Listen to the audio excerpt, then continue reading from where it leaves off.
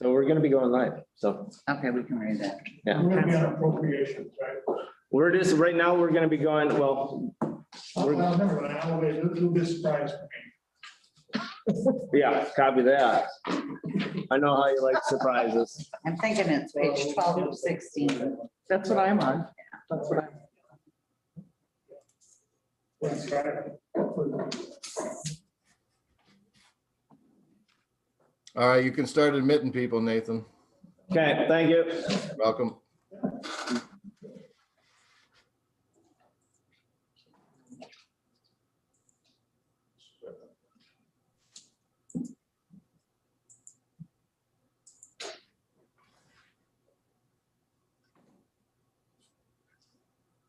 Okay. So.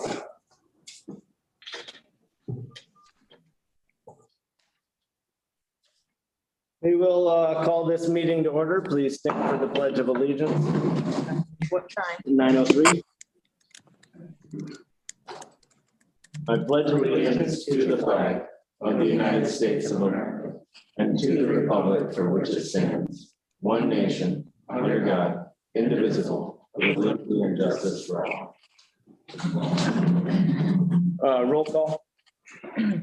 Trustee Polly, Present. trustee Lappin, Here, clerk Palovich here. Treasurer Ellery Summers, Here, trustee Kroll, here. trustee Reiner, He's here, but Delayed. currently tardy. supervisor Skibby. Present. I would ask that all people attending the meeting either by phone or online to mute themselves unless they're asked to or participating in public comment. I appreciate it. Okay, so wait a minute. Can I see your rough cut? I don't have the agenda. Just following the order.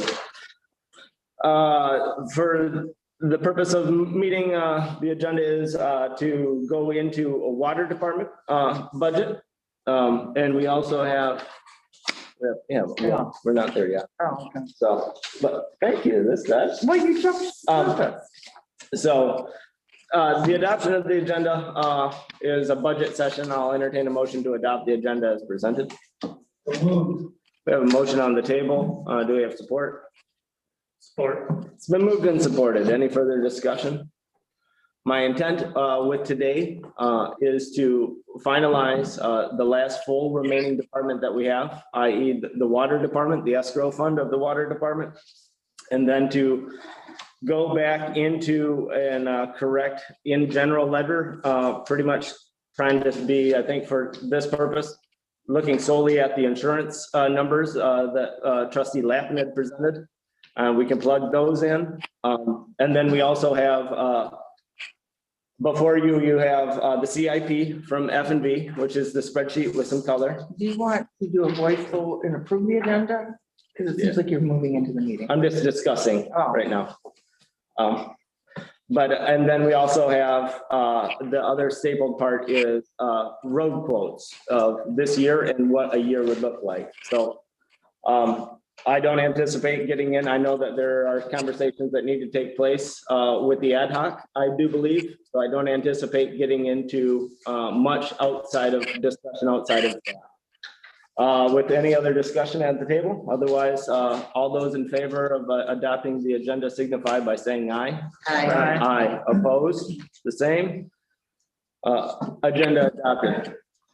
This is the first opportunity for public comment. If anybody has public comment, please state your name for the record.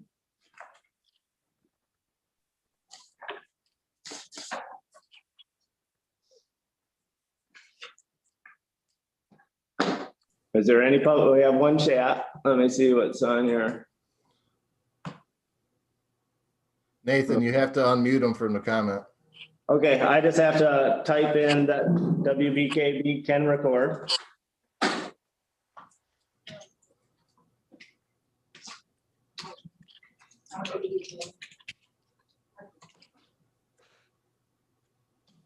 Okay, and then I have to, what do I have to do, Mr. Flick? Click on the chat again so that goes away.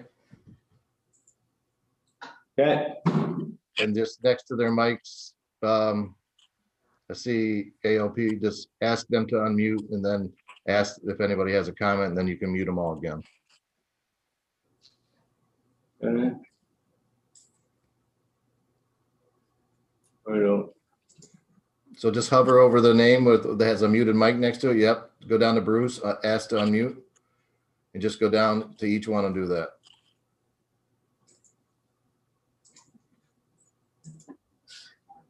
does anybody online have public comment? If so, please state your name for the record.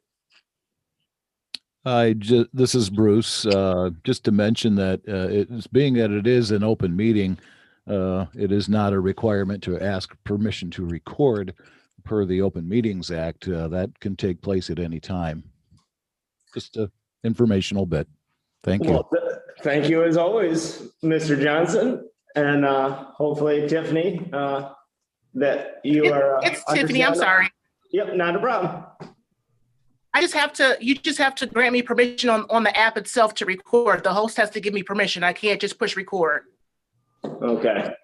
So are you able to, I guess you'll have to bear with me for a moment, Tiffany, as we find that ability on the app for you to record. Okay.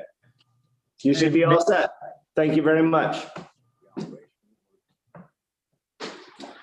Okay. morning, Nathan. Can Thank you hear you. me? I can, Ryan. Okay. Just wanted to say hello to everyone. I did log on. I'm here to answer any questions if you need be. I am actually in a training session, but I'm available if you need something. So if I don't respond right away, holler at me again. Well, actually, since we do have you, and if you want to just kind of discuss, before everybody, we have what you emailed me, Ryan, which is the 2021 local road needs, that whole sheet, and then the two sheets that you, Kirk, and I sat through last week. So if you just kind of want to give a synopsis on those two documents, that would be appreciated. Sure. Basically, when we sat down last week, the one thing we did do is we identified the items that were not completed last year. Obviously, budget numbers were up in the air. Nobody knew where they were going to land. So, we respect the township in that. So as we spoke last week, we looked at seal coat projects and some other graveling projects that were required just to even catch us up to where we should have been at the end of last year. And those, just to get to that point, total somewhere in the neighborhood of $170,000 to $175,000. We do have some resurfacing projects that here at the Road Commission we've identified that are something we'd like to see on down the line as a priority. I know at this point, just trying to catch up budget wise to where we want to be with seal coats, that's not going to be an option really with resurfacing. So that, I think you have that item, Nathan. Yes. The other one, the one I emailed to you, basically outlines where the township would really have to be to catch up to be in a really good place road wise. And, obviously we recognize that that's not an option immediately. Basically that number total is nearly $5.8 million. And that would include currently approximately 12 miles of seal coat. What we've identified is where we'd like to see roughly 3 miles of resurfacing and 8 miles of reconstruction. That alone totals over $5.5 million. When we look at the existing gravel roads, we're seeing about 70 miles of gravel roads that need yearly maintenance every approximately 10 years. I don't know if anyone in attendance realizes, even once we surface a gravel road, if we put, say 6 to 8 inches of gravel on a road, that doesn't last indefinitely. Just the physical nature of regrading, winter maintenance, traffic wear, eventually that gravel ends up, moving off to the side and actually being pulverized in a way. So it's hard to comprehend, but it does go away, for lack of a more technical term. So that requires maintenance. When we look at that we're seeing, if you did 7 miles a year, you'd be looking at about $200,000 a year. So that synopsis basically is a wish list of where we'd like to be. And like I say, we recognize realistically we can't get there, but it outlines the importance of road funding and kind of getting back to where we want to be. So. Thank you. Are there any questions for, yes, trustee Foley? Are these numbers that you have here, Ryan, are these what it would cost to have this done, or is this the cost would it be to the township? Overall, that would basically be the cost to have it done. So our cost we would have our match, and obviously, and that's where I say, this is kind of an outline of where we want to be. We can't get there immediately. I mean, even if the township somehow were able to produce $5.8 million, obviously we can't match $5.8 million. Currently we're committing, $110,000. So this is a good intro into the fact that we want to make it a priority, but there's also somewhat a need possibly to investigate other funding sources. And I don't want to say that M word right now, but this is an outline of where we would want to be, and like I say, having to make that a priority somewhat. Yes, Laura.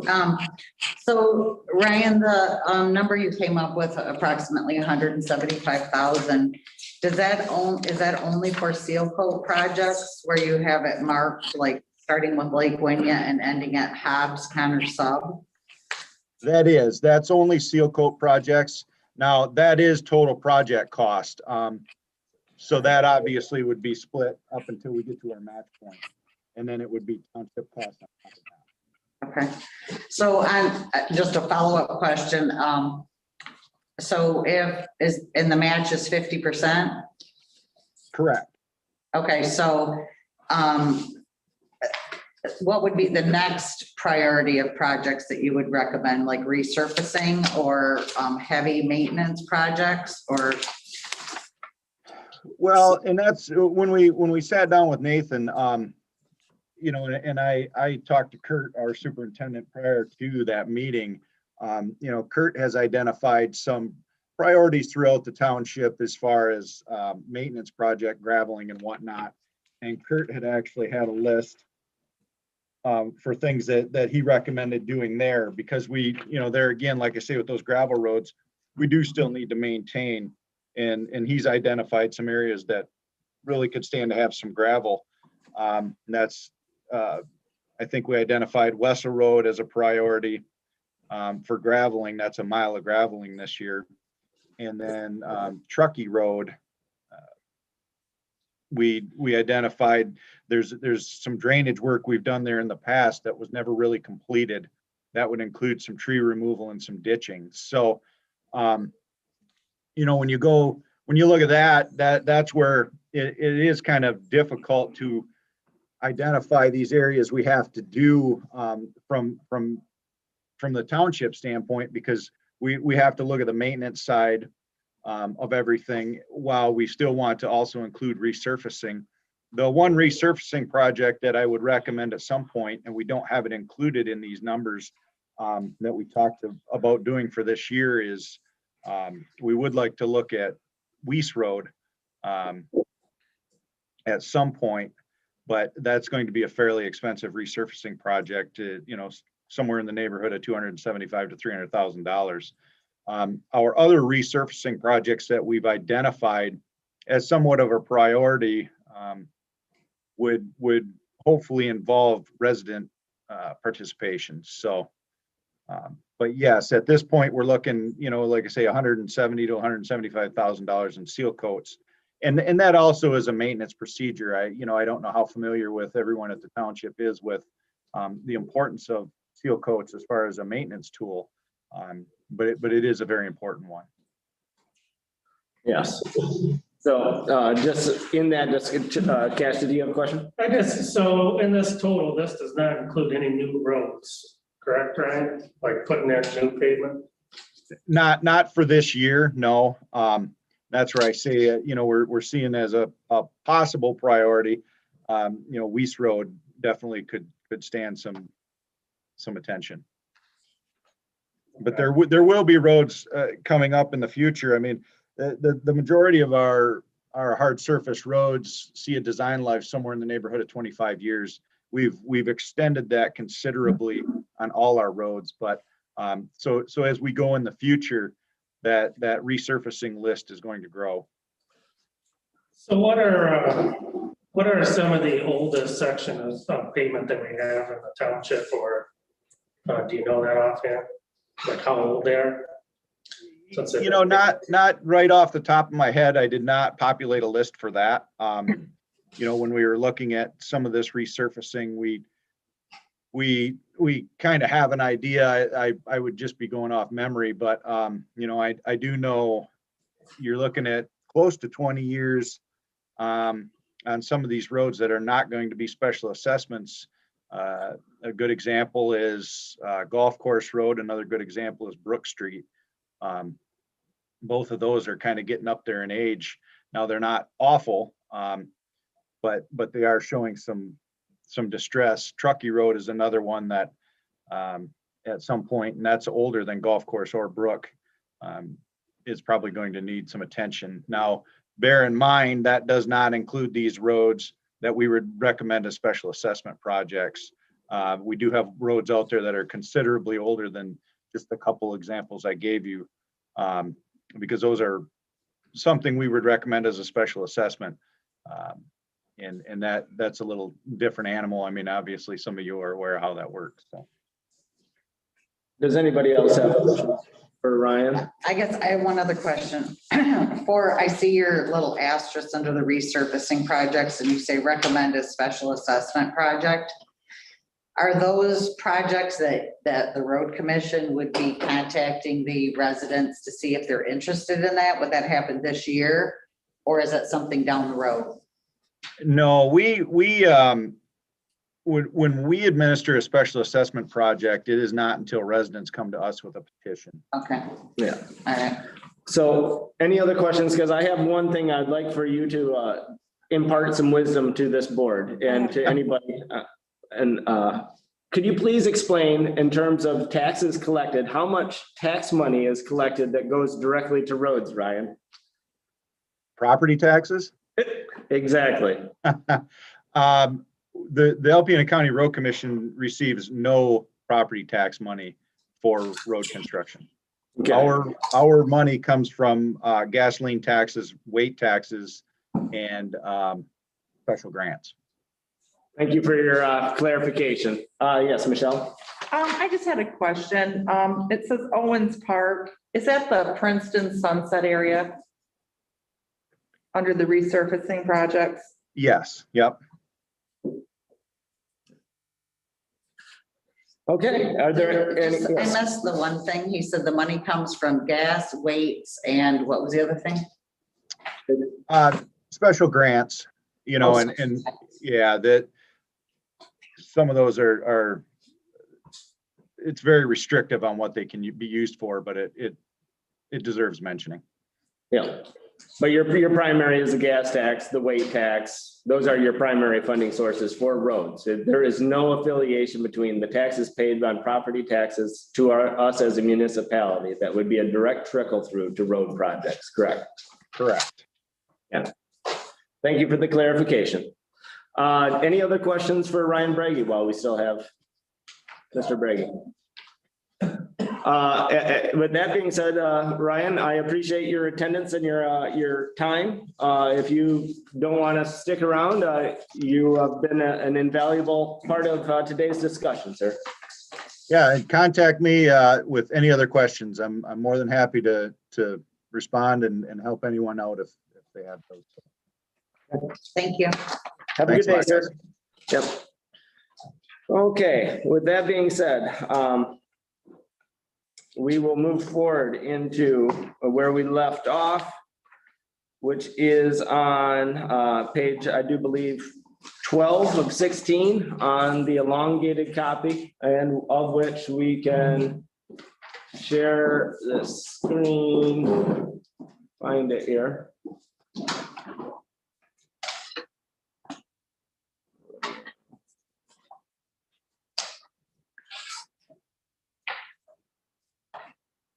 We are still working on the February 2nd. That is correct. I believe that's what everybody has is the, let me see here. Yeah, I have an older one, but I have mine electronically anyway, so. Aaron, are you still with us? Yes, sir. I don't see, I went to share our screen with the full BSNA and it's not showing it on this. The BSNA? Yes. There it is. Thank you very much. It's legal size. For us, it's legal Yeah, size. but I like this 129. So is it this one, Nathan? No, it's that, you can go to that and it would be after that screen, but it's the one it's that screen right there. It's not detecting it for some reason. Okay. Hold up. We'll just do this.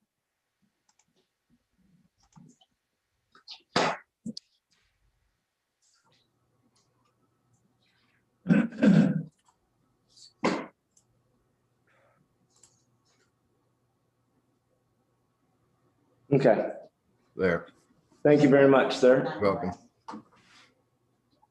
Okay. So everybody's able to see. Everybody can see what we're seeing. I just want to move this off enough to where we can. And I believe it's 592. So we got.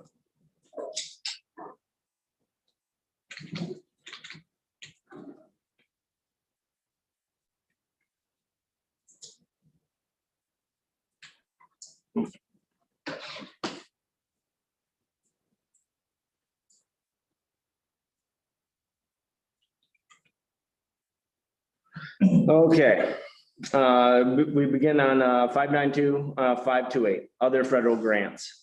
Before we get fully vested into going line or through this process, before you is the spreadsheet that was provided by our operator in charge, Catherine Nguyen, yesterday, of which she breaks out our CIP over the next 5 years. And what that is looking like, as you see on the top half of this page, is sewer expenditures forecasted, and the lower half being water. And then the bottom green will be a combined total. So we're looking at in the next 5 years, in terms of cost to bring this, God bless you, roughly an average of just over $1 million annually. Well, probably right about $1 million. So we'll just start in 2021 on her sheet so that we can have clarification of what everything is here. The lift station asset management plan is calculated at $15,000. That is something where that takes further refinement of the CIP through an engineering spec, and either we have those are per our F&D contract. Engineering is out of scope services, and we have historically used C2AE historically because of their history and design work with our existing infrastructure. So that is a floating number, but a number nonetheless that would be needed for engineering costs. Michigan upgrade and refurbishment, as we conducted a small amount of business last night. Our Michigan lift station is our most crucial piece of infrastructure on the sewer side. And there's a forecasted cost of $100,000 for upgrades for that lift station. Another thing that they've been working feverishly on, got away from diligent, is communications. Then you'll see that under lift stations, communication equipment at $66,000. These are technological upgrades that we've had some outdated issues with and communication problems. So communications has been a pretty key strong point. The next two numbers that you'll see are Bear Point Can I Road. ask a quick Oh, question? yes, by all means. Are the communication equipment, does that, I don't know if that's like when you go by people's houses and you can scan, or is that something different? No, that is radio telemetry. For lift stations, it would be a point of, it would be a data collection point. We could just say generically here in this building as their home office of, and nowadays everything has an app that affiliates with technology. So that after hours, any hours, they can actually monitor flow rates. Okay. It's but the next two numbers that you'll see on this list as we move our way down are Bear Point Road residential lift stations and Wyndham Garden residential lift station improvements. Both this $39,000 and $68,000 would be costs, but these two numbers and these two areas in our infrastructure are actually conveyance parcels, private subdivisions. That would be a direct correlation of a direct cost pass through to either the HOA in Wyndham or to independent residents in Bear Point. So those are real numbers. Those would be costs, but those would be recoupable costs. So just over an extracted period of time, or those would be discussions if we choose to move that way of how to proceed with the HOA of Wyndham and with independent homeowners in Bear Point. Because yes, we've worked quite a bit on the Bear Point because there's a small allotment of homes that are tied independently to their own sewer lift station. That within the conveyance, the legalese in section 7 of that, any affiliated cost with sewer, i.e. specialty pumps, which is centric to a sewer lift station, are the responsibility of the homeowner. In the conveyance of Wyndham Garden, any associated cost we can actually pass through back to the HOA. Did they originally capitalize that when they developed that property? In other words, did they pay for the initial? They did, and if you want this, I know your background, Russ, if you would like to see the contracts, I have the 3 contracts. We have 3 primary zones in our infrastructure that are somewhat similar and yet slightly dissimilar. Obviously, right now we're talking about Bear Point, which goes from address 158 to 199 at the very tip of Bear Point proper. And it only services 1, 2, 3, 4, 5, 6, 7, 8 residences. So this number is actually probably 10% what the original was, because the original number would have put, and I don't have the breakout of site-specific cost per homes, but she's already worked on that.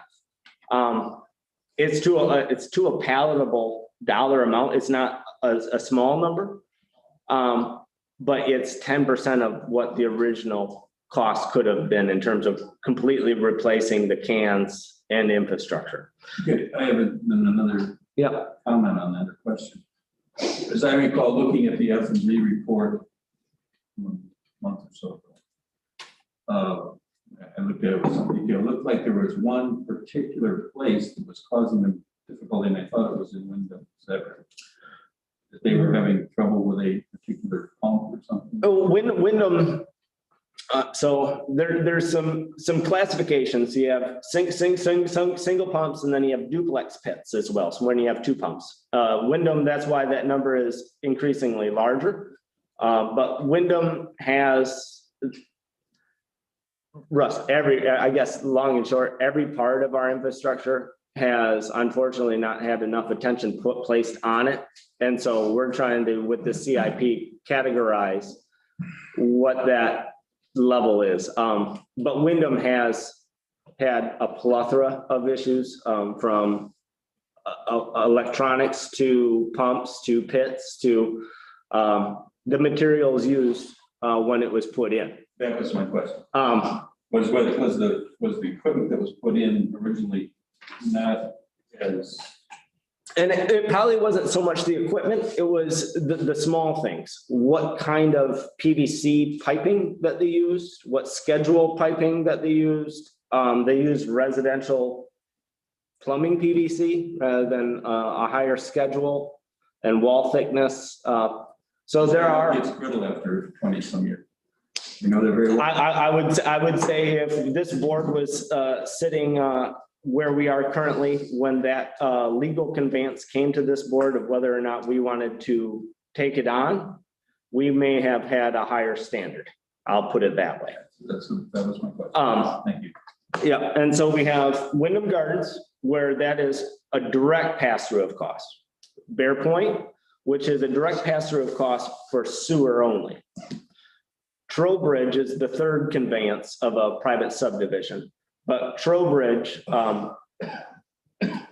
legally, they did their homework, long and short. And we look at now as Trowbridge as completely ours, as if it were anywhere else in our infrastructure. That was, and we do have some issues there as well, but not as many, because that is the newest of the three, Bear Point being the oldest.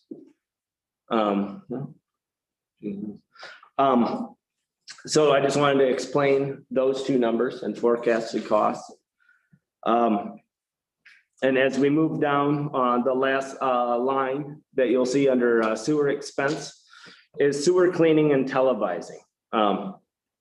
These are all what is being folded in on the sewer side, and what will be kind of discussed as soon as we hop into the water side is utilization of Eagle grant funding and DWAM, that's water. But part of what Eagle is now wanting us to do is having updated mapping and televised to meet standards that are forecasted. I believe some of these are forecasted for 2025, that we have to be in the process of getting a true baseline and filming. The city does filming on a regular basis and completes runs. We just, until we've had F&V as leaders in that department, these are some of the things that just kind of, and then obviously post Flint, nobody saw in the water world what Eagle would respond to the rest of the state and the standards, copper and lead. It doesn't end. So they're still changing those rules as time progresses. But these are proactive steps to be ahead of the curve so that we've had some of this work accomplished prior to, like I said, I know one of the upcoming years that's big is 2025. And so it seems like a long ways off, but if we don't start chipping away at it now, shame on us.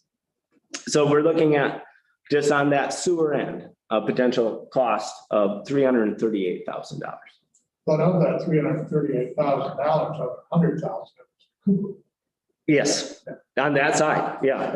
Actually more than that. It's under 150,000. Did I understand that from a sewer cleaning and televising, that may be grant money? We're looking at it. We're trying to fold it. We tried to fold it into, we just went through one round of grants with Eagle that probably isn't going to be successful. But they just did, coming into this fiscal, they have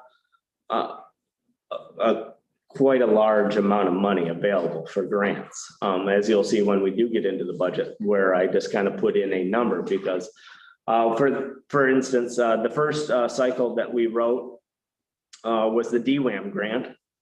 And it's not looking like that's going to be a positive outcome on the grant because In the first day of submissions, they had 301 applicants for like a total of $1.5 billion. Which obviously supersedes. So it is very tough. And we're a unique municipality in the fact that we don't produce and we don't treat. So we find ourselves in kind of a little niche. And our population isn't overly abundant. So there's some of the scoring mechanisms that we just unfortunately don't really hit on some of the grant cycles. But there are, I believe, 8 or 9 additional grant cycles that we're probably going to push through, because if you don't ask, you won't get. And C2AE has been writing those grants. So hopefully we'll have some return on investment there. Moving forward into the water, we have another requirement, a water reliability study update. That's an EGLE requirement, I think every 4 or 5, oh, yeah, she has it here, every 5 years. So that needs to be done this year. I think the last we did was 2016. The booster station is the next. The booster station is on 32 West, just west of Don's Ford Tractor. And that is for the conveyance of water through Wilson Township to CRTC. If anybody wants to do a tour of that building, that building houses 3 pumps, 2 that are oscillating to maintain 60 to 62 pounds of pressure. And the third pump is when and if there's ever a huge supply, i.e. a fire or an emergency scenario at CRTC, that third pump is easily twice the size as the other 2, and within a matter of seconds can increase the pressure in that 12-inch main upwards of 135 pounds. So it is a complex system, because then you have 4 miles of run to CRTC. And when you increase that kind of pressure, you have to have pressure reducing valves, you have pressure releasing valves. Those are all historic lessons learned by people that tapped into that without any of the such. And when that third pump kicked on, blew toilets into their ceilings, fixtures off walls. I'm sure that would have been a colorful time. And that goes past the jail, right? That goes past the jail. The jail is obviously one of our newest consumers on our infrastructure. And they're looking actually to get a quote for yet another tap. But so the jail will be the last consumer prior to Airport Road. On Airport Road, we only have tapped into that main. Leading in, it would be the first airport hangar on the right, private. MDOT building, the old terminal, the new terminal, and then we have one meter pit just before the primary gate at CRTC. And that for us is the end of our responsibility because CRTC maintains everything from that point in. And we just had a good talk with Colonel Rossi yesterday in regards to some of the stagnation issues that they've seen sporadically. But yeah, by any means, as I'm kind of going through this, if you have questions, just let me know. So another thing that we've already started the process with Dixon Engineering is getting opinions of probable costs for the Piper Road tower, which of our 3 towers, water tanks, pedospheres, whatever you choose to call them, out of the 3, because of the initial surveys of all 3, that was set as the priority #1 tank because of the issues that were seen. So that is a cost coming into this year, of which there's always the potential of additional costs. I randomly threw, because they sent me an email this past week. I'm trying to get some direction. Piper Road, I would hope that some of you are familiar with its location in between Piper and Worth, near the railroad grade. You can see that water tower. What makes that one almost $100,000 more to paint and upgrade than the South Tower? The South Tower is the newest Yeah, tower, so my OSHA issues are probably better addressed. Paint's in better condition. I know personally in my experience in DPW, I was probably the only person in recent history that's climbed all three towers. Piper Road is by far the hairiest of all three. They have fall protection, M32 23 South has a fall protection rail, clips and binders for hooks. Piper Road has no rail at the top. Piper Road has a single hook and a curvature. so this extra money would be to bring those into compliance. Everything into compliance. Gotcha. Yeah, yeah. There's also discussion of mixers that is somewhat more of a modern technology, mixing internally so that chlorination levels stay consistent, and that there isn't any potential stagnation, because we actually operate on two cycles, if you will, for water storage. A summer and a winter level, which that all three water towers are monitored actually directly by the city and actually operated by the city for filling purposes. And that's where some of the communication comes in, where we would have duplicity, where we also know what our towers are doing. But summer levels are near full, let's say 90% capacity. Winter levels, because of loss of use and temperatures, are dramatically lower by elevation. Yes, Laura. I'm just wondering, so we're gonna paint the outside of the tower. Will we be putting our new logo on? So then that's kind of where I was going. These are baseline costs. This would be to paint white. One of the questions that came back from some of the companies is what they can do around the area, and you can Google these things. Because the bowl, if you look at a water tower as it's constructed, the water is actually held in the bowl. When you're actually climbing through the stem, you go through a smaller tube through the middle of, well, Piper Road, I believe, is a 300,000 gallon pedosphere. And then 23 South and 32 West are 500,000 gallons. But the condensation issues, that is one of the depleting factors of the longevity of the paint, is the condensation. So sometimes communities will paint the upper bowl a darker color so that you don't see the mildew that will accumulate. But another potential would be, as what the city did on 23 North at Industrial, is to put our logo. Obviously, anytime you do that, you have a considerable jump in cost. I think with the traffic and the location of that, I don't think that is a concern for us. If there was ever a discussion for a cost above and beyond just a sound maintenance plan for a logo or of sorts, would be probably 32 West, if that were to even hop into that conversation. So. Okay, I was just curious. Any questions about water tanks? Now we're done. Wonderful. Anybody wants to go in and do a tour of these infrastructure? I do. Michelle I want wants to. She to. wants They to are climb. somewhat fascinating. They're all somewhat different. With the 23 South, an interesting fact about that was it was actually disassembled, cut laterally, disassembled from Traverse City, and reconstructed on site on 23, part of that. So. I think I followed that.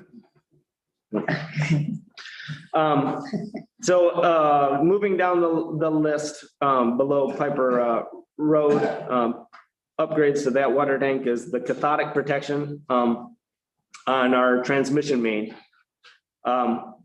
One thing that did with Catherine Wynn, our current operator, when we had Kirk twos, that was visibly witnessed, was when we actually dug down on the main out on 32 West to tap the new jail. The soil types and the amount of corrosive behavior kind of raised tilted, and made a nod to the potentials for utilization of cathodic protection. Similar to what boats would use in terms of hull protection. So that is an investigation at this point in time, because that is actually one of our newest runs of water main and showing some very aggressive forms of oxidation. So we have the potential for a surprise in the next line below that where there's nothing budgeted. So that's, you have to start with this, like everything. You got to put some money into exploration of, is it cost effective to do it? So hopefully there is no massive concern, but if, that may be a topic of discussion, if the county wants to tap again near the jail site for, I believe, a mortuary of sort. Well, yeah, there's talk of I think it's more than just talk of a place that putting a freezer, basically. Yeah, Not a freezer. I put Storage facility. I've put Commissioner Thompson in direct lines of communication with Catherine to start those conversations, and I can double back around to see where that actually does fall. And I'm not sure if animal control facility there as well, it would be separate and part of that. Yeah. So continuing to move down, the engineering chlorination system at the booster station. At this point in time, this is a null number. This discussion was looked at in terms of an engineering perspective through a conversation with Colonel Rossi and his staff at CRTC, because they were starting to see stagnation and low levels of chlorination on the base.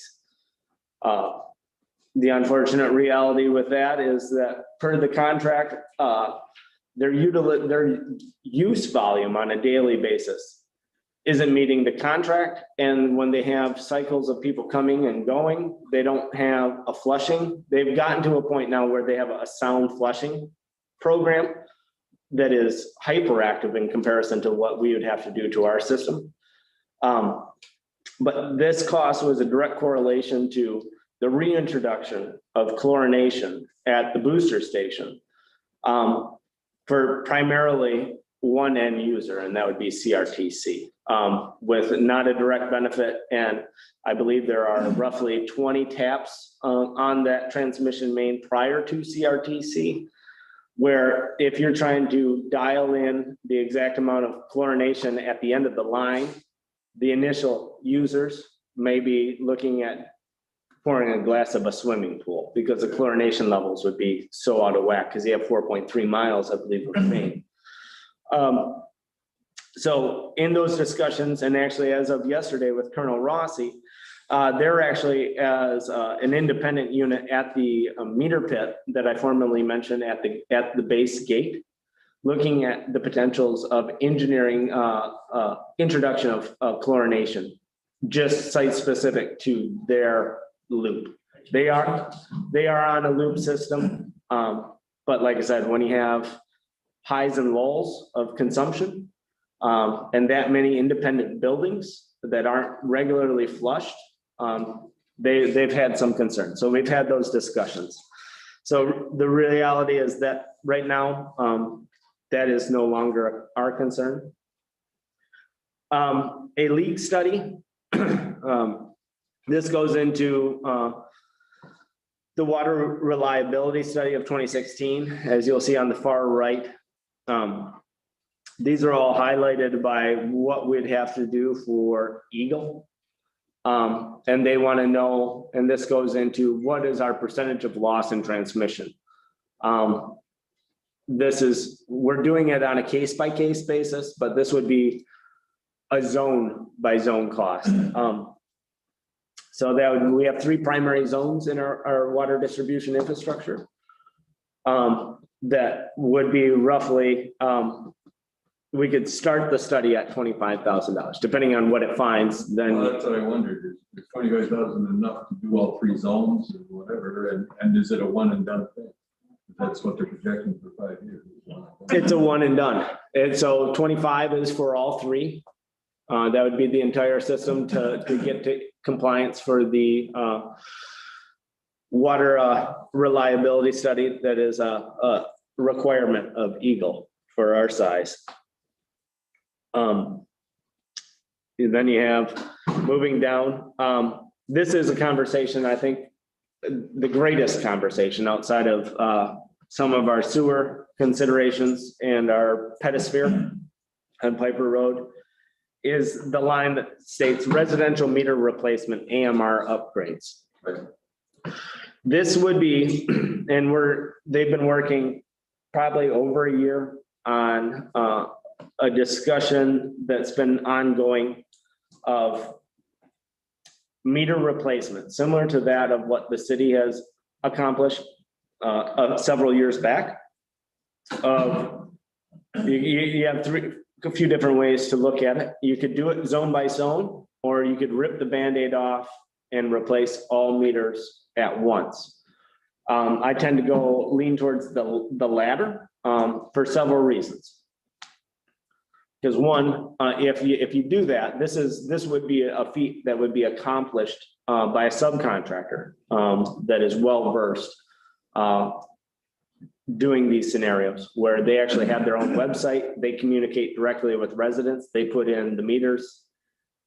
They actually, when they're in the meter, they do all they would be doing all the copper, lead and copper visual inspections to note what we have to have for our database.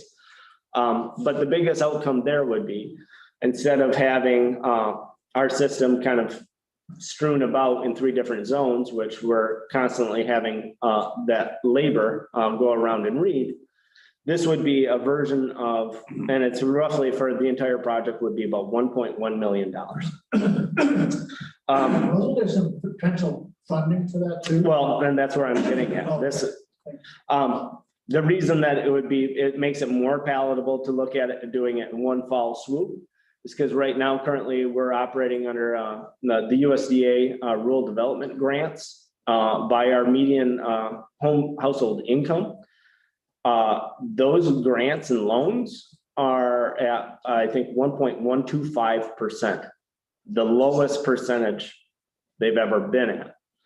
And I never openly choose to say it, but that is some of the easier money to attain for these kind of projects. But that would actually put our entire user system on a telemetry-based system. It wouldn't be exactly what the city did, or Suez did in the city. It would utilize radio telemetry to where a person driving around would be able to basically just downloads all the reads. So removing the human error factor, I think that everybody that works in this office on a day-to-day basis, we diffuse several arguments usually daily because of the potentials of human error. So the more we can eliminate that and increase the efficiency, that's a win-win. And then in the meantime, it's like I stated, in that process, you can actually define several other factors that Eagle is mandating that we do in the first place. Yes, Laura? No, I'm good. Sorry.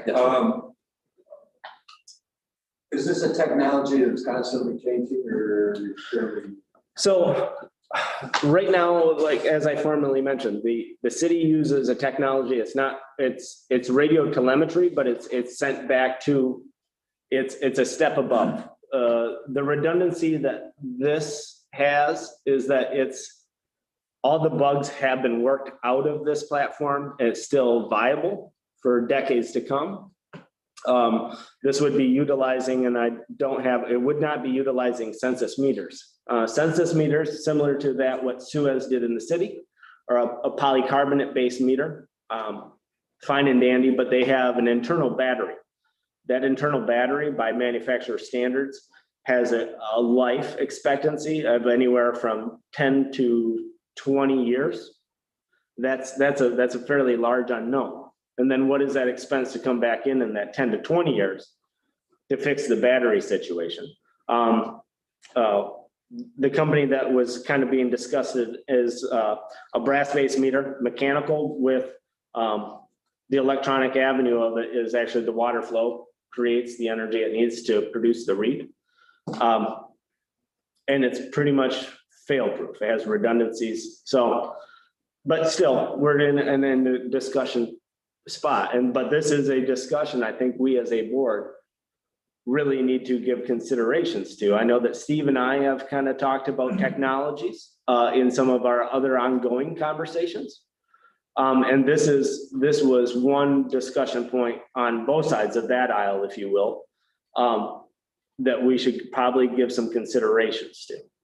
So it is generating electrical energy through the water flow. Is that what you're telling us? In other It has a words, mechanical. be wired in?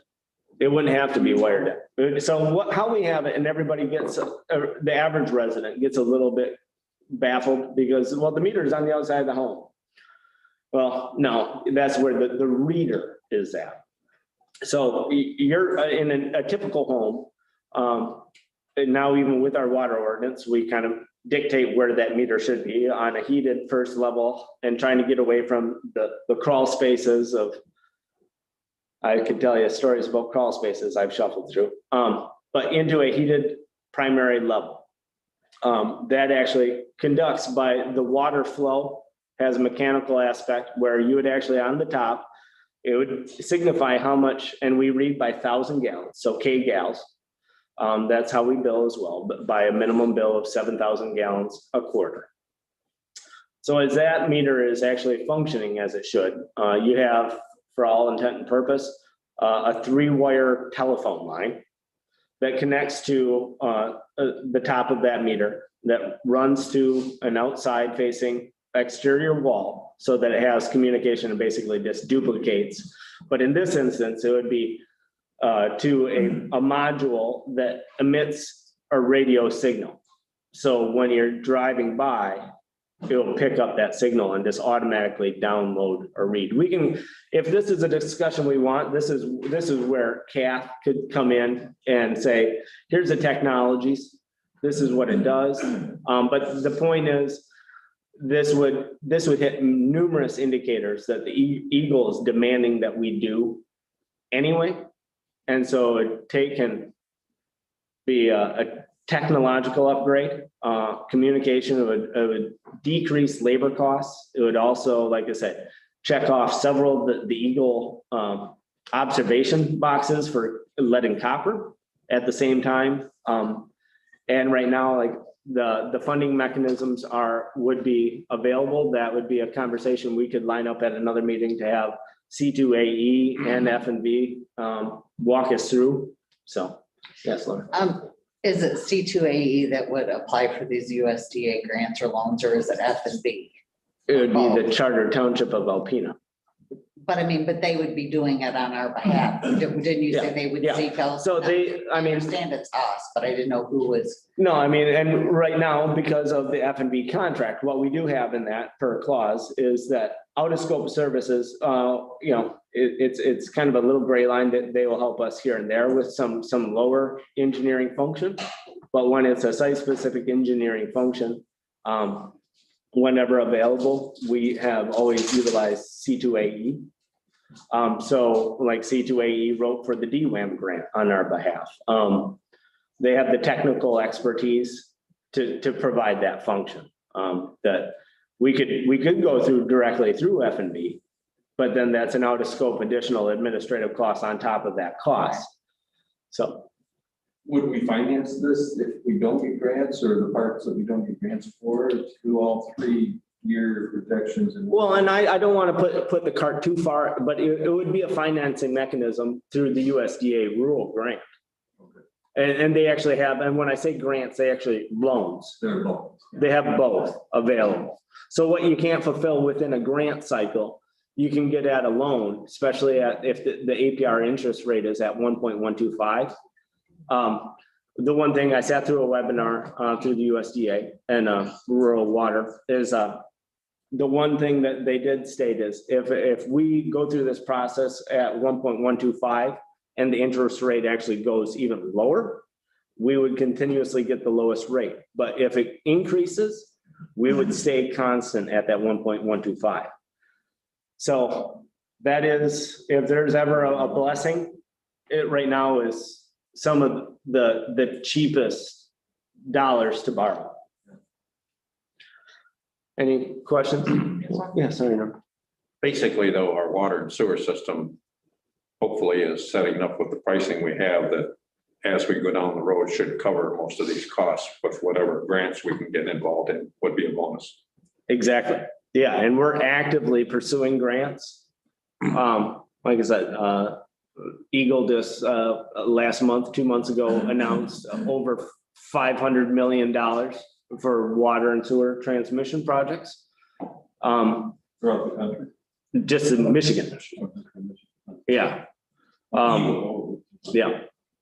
But that being said, any funding mechanism, that is I believe truly one of the blessings that we have with our current operators is that anything that does come up on the horizon, they bring it to our attention. What we have and what I see here with our present operator, if we hadn't had them and we just had an S2 licensure, we could be way behind in where we are. We're catching up. I think we're heading in the right direction. Couldn't have said it any better. I don't think on day-to-day interactions between Laura, Michelle, and myself, or anybody that's come across them, that we're not fortunate to have their guidance in this scenario. Any other questions before I continue just down this list? Replacement hatches, Bagley and Long Rapids Road. This is a unique little intersection of our infrastructure where we have yet another meter pit. We have several of these meter pits around. We have a meter pit on Bagley and 32 by the gas station. When you see it, you'll see a panel, kind of just reference it in your head. When you see that panel, you see a green lid. That is our point of connection between the city with a meter pit, of which that was last year's CIP, where we finalized all of our primary contact points with dual flow top-notch meters that read both directions of flow. All of our points of contact have been upgraded, but that's where those are located, are in subground. Michiquis across from the courtyard. You'll see just a lid. That is our first point of contact of transmission from the city. So there are several of those, and Long Rapids and Bagley is yet another pit. There's a note here that says Myosha hazard. What does that mean exactly? That's for upgrading egress, because these are defined as under Myosha confined spaces. And so when you have a confined space, the rules and regs that go with a confined space through Myosha are well above the average. So they have, basically costs to get these pits in compliance. Some of the considerations are with eliminating the variables, especially through some of our lift stations. So when I say Michigan lift station, Harbor lift station, Island Drive lift station, which are on our southern ends, those are subsurface lift stations. Those cans actually go probably 25, 30 feet beneath the surface of the ground. So anytime you have a confined space such as that, you're mandated out and have to oblige by having two people there, one in the hole and one above. You have to have gas and oxygen monitoring. You have to have fall protection assist. So some of these costs are in how can we actually take some of the monitoring equipment that is subsurface in a potential. It's a unique thing this time of year when everything's frozen. When you go that far below the surface of the ground and the frost level, you actually have a thermal barrier And it creates high levels of condensation internally. So if you can pull out the electronics and anything that has to be inspected on a weekly basis, right now, our lift stations are being monitoring twice a week, on Monday and then on Friday. If you can pull those inspection individual pieces out of the hole and onto the ground level, then you don't have to have two people. Then you can actually mitigate the potentials of any MIOSHA considerations. It's just upgrading, putting that horse back in front of the cart instead of having the old days where one person went in. Well, no, when I started in the DPW, we didn't even have oxygen and gas monitoring equipment. We had fans to turn on to hopefully off gas, but we've come a million miles in a short distance with our water and sewer infrastructure. But like I said, these are things that if we wanted to do a field trip, that would probably be very beneficial to actually see the internals. And I would love to. I think that'd be great. I would love to take you on a field trip. So these are all very good things to do, to not only help keep up with MIOSHA requirements, but it's certainly showing that we're trying to take the necessary steps to be proactive instead of reactive in situations. Yeah. So that's obviously good. Well, and I think that's been the direction of this board Yeah. for now over 4 years of trying to reinstitute a proactive stance rather than, we can say this or that about CIPs. We've actually been doing quite a good job of getting them started. We just have to ascertain proper funding mechanisms to make sure that we stay on task with that strategic plan. So with that being said, we have two last inspections at $1,200 a piece. That's the booster station inspection, part of the survey of Eagle. And then the Bagley 32 pit, same for Eagle. So with a total cost of water of just shy of $694,000 for a combined total of water and sewer CIP expense of $1,031,900. Obviously, striking off $35,000. So we just now dropped below $1 million of potential expenditures. With that being said, this total does not account for our contract with F&B. And then also, which is off the top of my head, I want to say $635,000. That includes the 250. Right? Yeah, well, the 250 is folded into that as under the operation and maintenance, Right. which we're getting close to with the amount of residential line breaks. It's going to be a pretty tight year on that expense. We've had several costs, good, bad, or indifferent, going back to Wyndham or Bear Point, where we can at least recoup some of those out of scope services. But this year we've had, in my history of knowledge of the infrastructure, we've had probably one of the worst years for residential service line breaks. You think that has something to do with the fact that we're improving the pumps and that they're pumping more and they're creating potential or finding weaknesses? Well, water is a fickle thing. Water will always find the easiest route. The primary reason that we're seeing the amount of repairs that we are is because of the purchase of substandard equipment and materials. Primarily, the majority of our water infrastructure was put in the ground starting in '77. So in retrospect, that's new in compared to a lot of other water and sewer infrastructure. But with that being said, we unfortunately, as a municipality, purchased an egregious amount of blue CTS poly line that nearly immediately after purchase was designated to have flaws, and there was a lawsuit against the company that was never really looked into.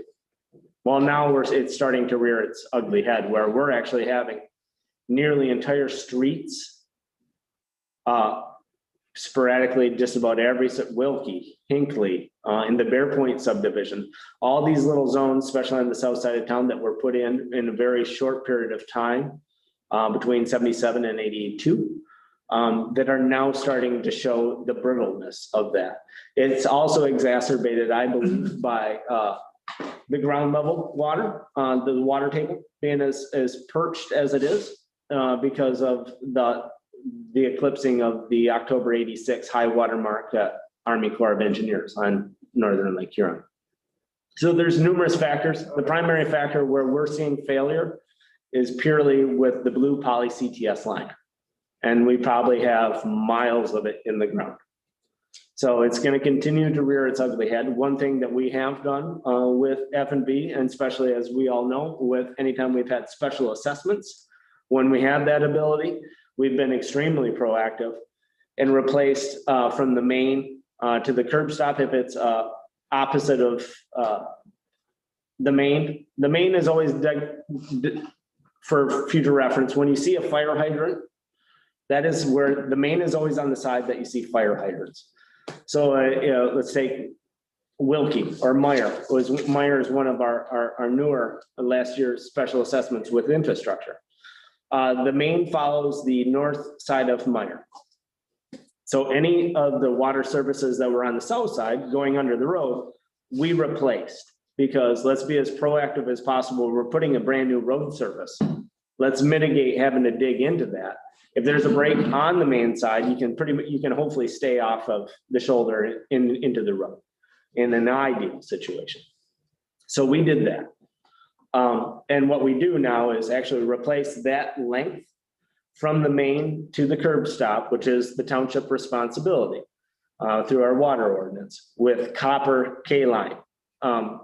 It meets, so it has a longer life expectancy, is more durable, et cetera, so that we're actually kind of paying it forward, hopefully in those areas that we made these improvements, 20, 30 years without having any issues on our end. But that would be, I'd say, if there was a singular reason that we've seen the amount of residential breaks, it's because of poor quality materials that were put in the ground. So. Any other questions before we hop into? I do have one question. So did you take these? I did not plug any of it in. I wanted to walk, I didn't get this until Yesterday? 3:30, 4 o'clock. 3:30, 4 I o'clock. just wasn't sure if you And- had included them. I did not. When I got home, I took some cough syrup and a box of Kleenex to bed and proceeded not to sleep. So I did not plug any of this in. So what is before you were, if you look at where we're starting on this page 12, the revenue streams, as anticipated revenues for sales of water and sewer. Federal grants, we felt fairly confident between $500,000 and $750,000, with the remaining nearly 13, 14 grant cycles that collectively we could accumulate that through grant cycles. I guess, how do you figure what grants, to me, It's kind of a guess. I But mean- when you have those many cycles, and even if you're asking $1 million and you get 200,000, with the law of averages, it was kind of where that district, it's a crapshoot. Should we then underestimate? Well, and that's kind of where even that 750 was at, because, Underestimating? yeah, because if we, as we kind of discussed, if we're gonna come back and have, and I believe that we should have very thorough discussion about full meter replacement, part of that would be a grant, and that would be in the million, the potential half of that funding project outside of the loan. So right there in one foul swoop, you might actually hit that. This was, I looked at that as one primary project, and then the potential of 14 other grants through Eagle with considerable funding levels. So if I'm looking at the potential of 400,000 to 500,000 in one swoop on 14 other grants that have millions of dollars of availability, I think that hopefully is at the low level right there. But some of what you're talking about is grants is really low. So No, well, there's two folds to the USDA rural development. There's grants and there's loans. So if it's 1.2 million dollars for full meter replacement, and through a grant, we can get 500,000 or 600,000, and the remainder is through a loan. That's why I still feel that that's a pretty safe low number at 750. Yes, Michelle. So if we leave that at 750,000 and we don't get any, are we not gonna start any of these projects? Well, and then that's, Because to me, it's like we're, what's the phrase, counting your chickens? Yeah, that one. Yeah. well, and I think that's what The we've been conservative doing. in me is going, Yeah. we're kind of betting on this. And And I don't disagree with that. That's why we've been doing a better job doing budget amendments and reconciliations on a quarterly, if not more prudent basis. Because this document is a living document. That number could change, and then our strategic plan may shift if, you know, we may have to reprioritize based upon what funding mechanisms so we that are actually wouldn't start some of these projects. until we knew we Till had. we knew we ascertained had, funding. okay. Some of them may be principal, and that's where we can bring in Kath in terms of the strategic plan to this CIP of what do we need to get done, and have that as a prioritized list as well. That would be nice. But if we started a project, could we, like the next year, we could get grant money, even though we started it or There, she would be better at answering that. I don't want to misrepresent we anything. did it over 3 years. Yeah. I mean, there's some that you actually have to, there are reimbursements. So you may have a capital expense up front that you don't recoup that cost until the next fiscal. And so your books may be looking weird for 1 year because you have this liability hanging out there before. So we can definitely sit down. I think honestly, that would be a full board meeting of just capital improvement, engineering, and direction of, you know, what it would look like, and have a sound presentation. Interest rates are going to go up, just like gas prices. I think I'm sensing a familiar correlation to both of those things, Mr. Trustee Reinhardt. So, So the grant writing is really being aided by those people that have more knowledge in the grant writing. So that probably increases our opportunity for grant money. tremendously. All right, okay. When there's professionals that are site specific to do such function, All right. it would behoove this board to use those professionals.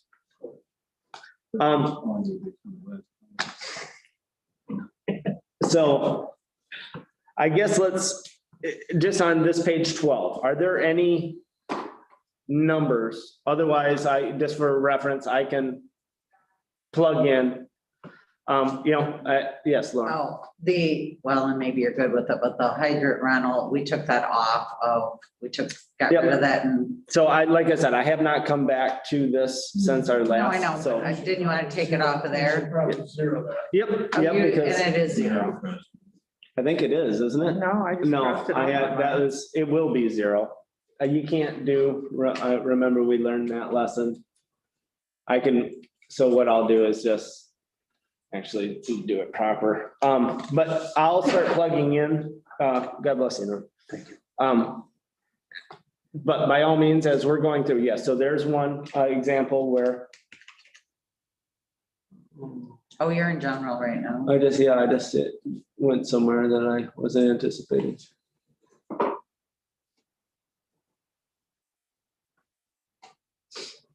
But yes, so that, very good point. You know, we reduced that out of the fire department. And that was 205-336-971.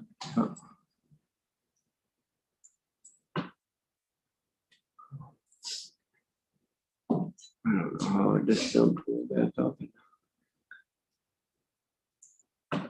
Okay, 971. Oh, that's water. Yeah. I went back. Yeah, I don't know, might not like Is it. your, numer locks on? I think it was, that's why it's just going top page. Sorry about that. But are there any points of clarification on page 12 of 16 of the revenues of the water escrow fund? I think if there's just some small amount of provisional water fund residual stuff out there. Yeah, and Laura, could you add any, or? Very residual. So the US 23 specific water assessment on tax bill, those are obviously decreasing over time. That, US The 23, 80,000, that was my question. It's 592,000,629 US 23 special water assessment on tax bill. Is that what you're talking about, yeah, Steve? so this is just a reimbursement of something that we. no, we collect that money on the tax bill. It's a special assessment on people's tax bills that live on US 23. For the special water assessment, it was a 25-year special assessment, Okay, and their installment gets put onto their tax bill. It's not a tax, it's just put on the all tax right, so bill. this is just.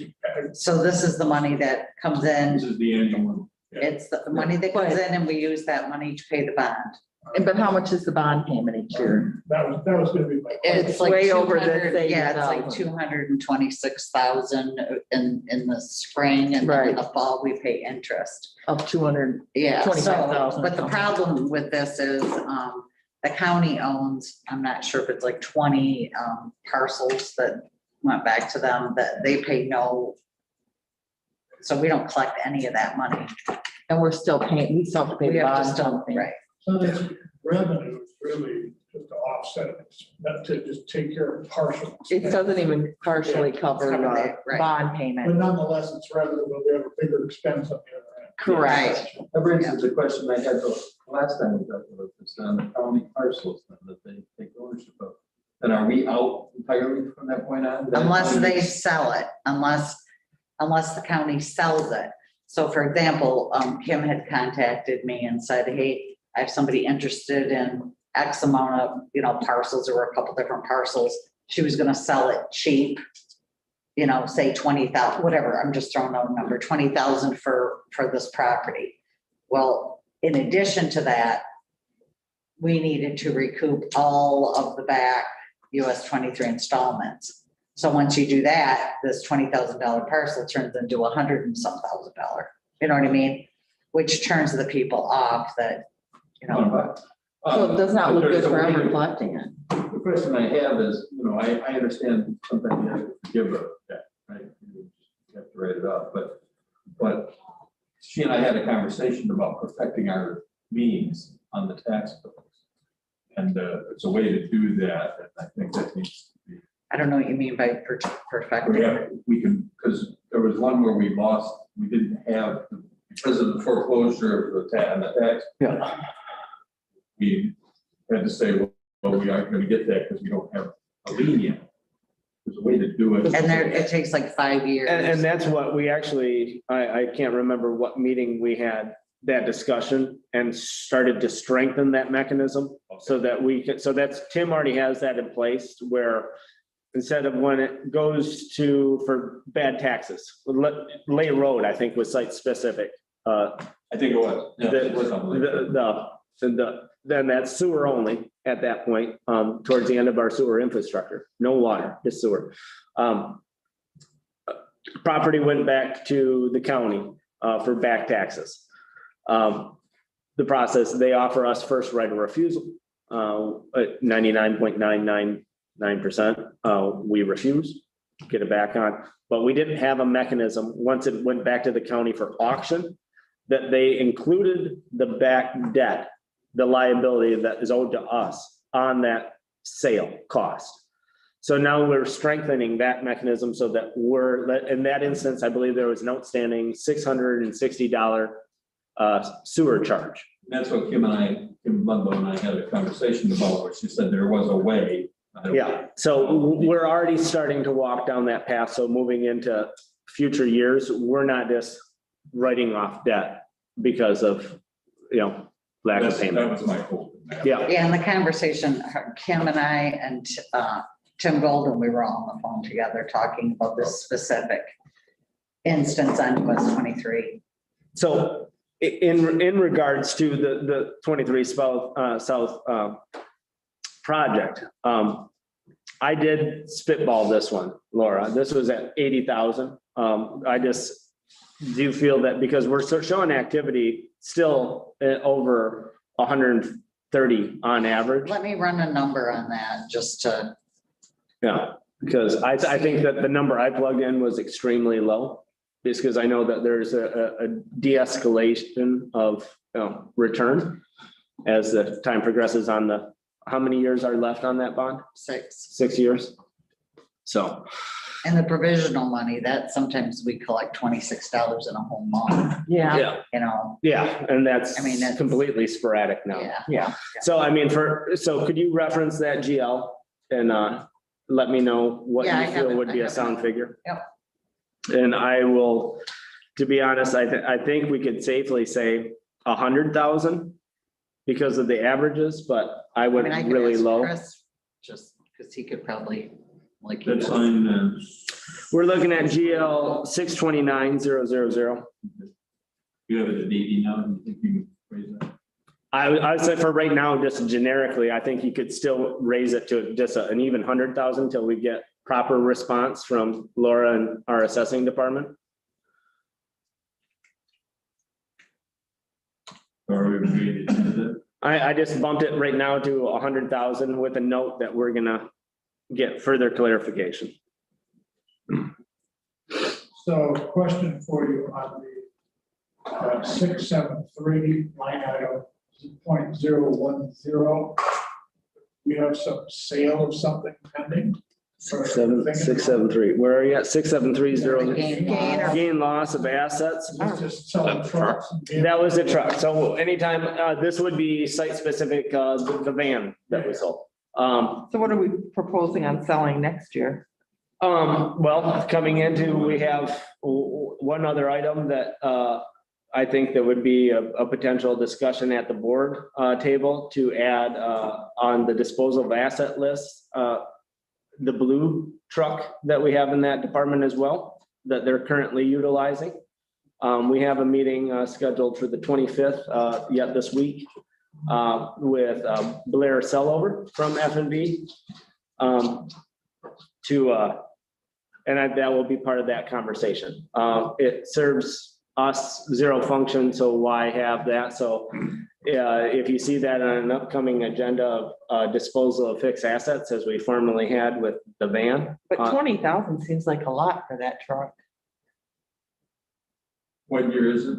Oh, Year round. 2000. What is that? 2006, Or will that? 4-wheel drive. V8 pickup, GMC with a nap hide box set up for utility work. I mean, yeah, that may be high. I just threw a number out there. You could say 15. I think that would probably hit the mark. I didn't investigate on Carfax or any other mechanism to see what. It's commercial too, so it's gonna be more, Yeah, Yeah. they're definitely a premium on those things now. Yeah, So then the next item. I mean, do you feel where it's at is satisfactory? just leave it for now. I mean, we can always come back, like I said. So there's between that, Steve, there was nothing above Okay. infiltration, or did he have any other questions? I think we've got a growing pile of scrap metal somewhere. Yes, and actually, I believe that you probably just did you get a check or one of you get a check from? Yeah, Nathan? we did, but it wasn't. Well, right now, I wasn't think a ton of money. prices right now are pretty low. Yeah, it wasn't a lot. Except for brass and copper. Yeah, so then I'm just gonna continue to plug through, new construction, water, new construction, sewer. We have, obviously, there's some upcoming projects where there's gonna be, hopefully a fairly significant, increase in, water and sewer connections to our infrastructure. In one primary zone, I'm looking at hopefully 3 different, developments. So, and with our new ordinance, we encapsulate those costs quite well. So 20,000 is a very conservative number, I feel. And 5,000 on the sewer end is pretty sound as well.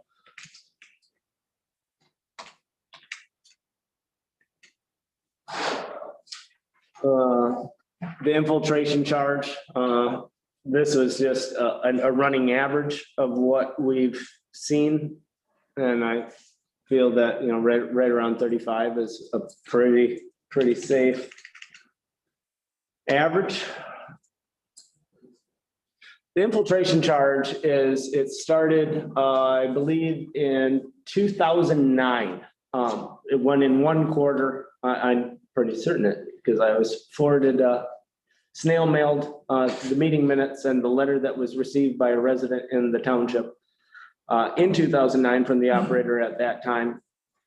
In one quarter, the township witnessed a couple things. We had a high water event, and we also had an egregious amount of return on sewer comparative to water sales.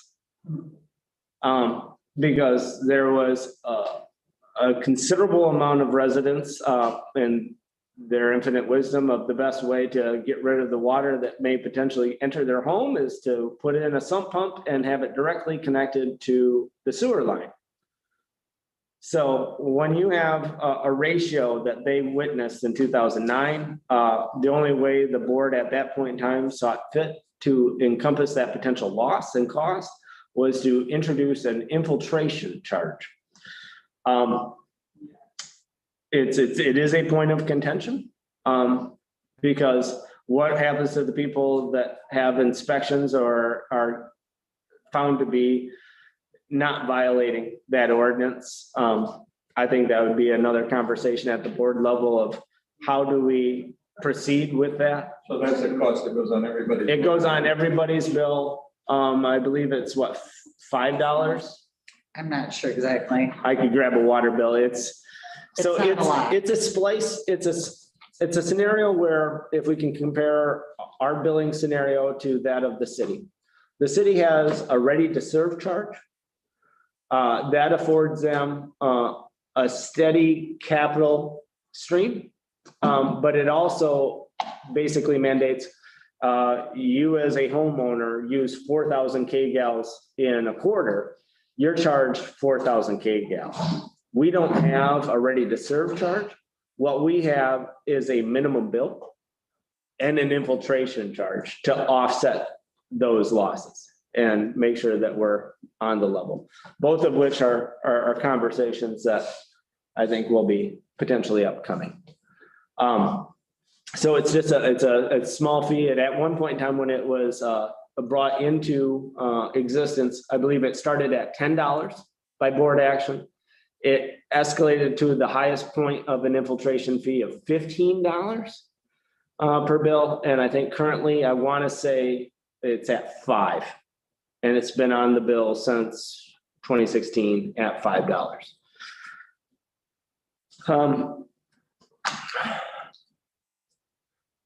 Water tower rental fee, it's a small increase, but this is the monies that we get from cell communication companies. We've seen 53 or 40s, right around 50 every year. I just put 51 as a slight margin of increase. And that's a pretty sound number. Interest earned, I did a running average of what we've seen in the last 3 years at $15,000.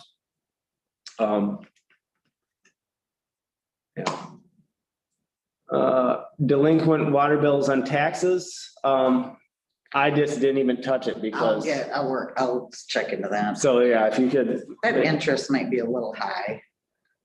Really? Because it was 19,000 in Yeah. 1 year and 18,000 in I another know, but year. interest has gone down. Oh, has it? Yeah, I know that. yeah. So, well, and it could be, I mean, they're in, I mean, I guess come back to the interest, Laura, and then what other were you just talking about? Just the delinquent water and tax, I'll get you that number. Okay. Yeah.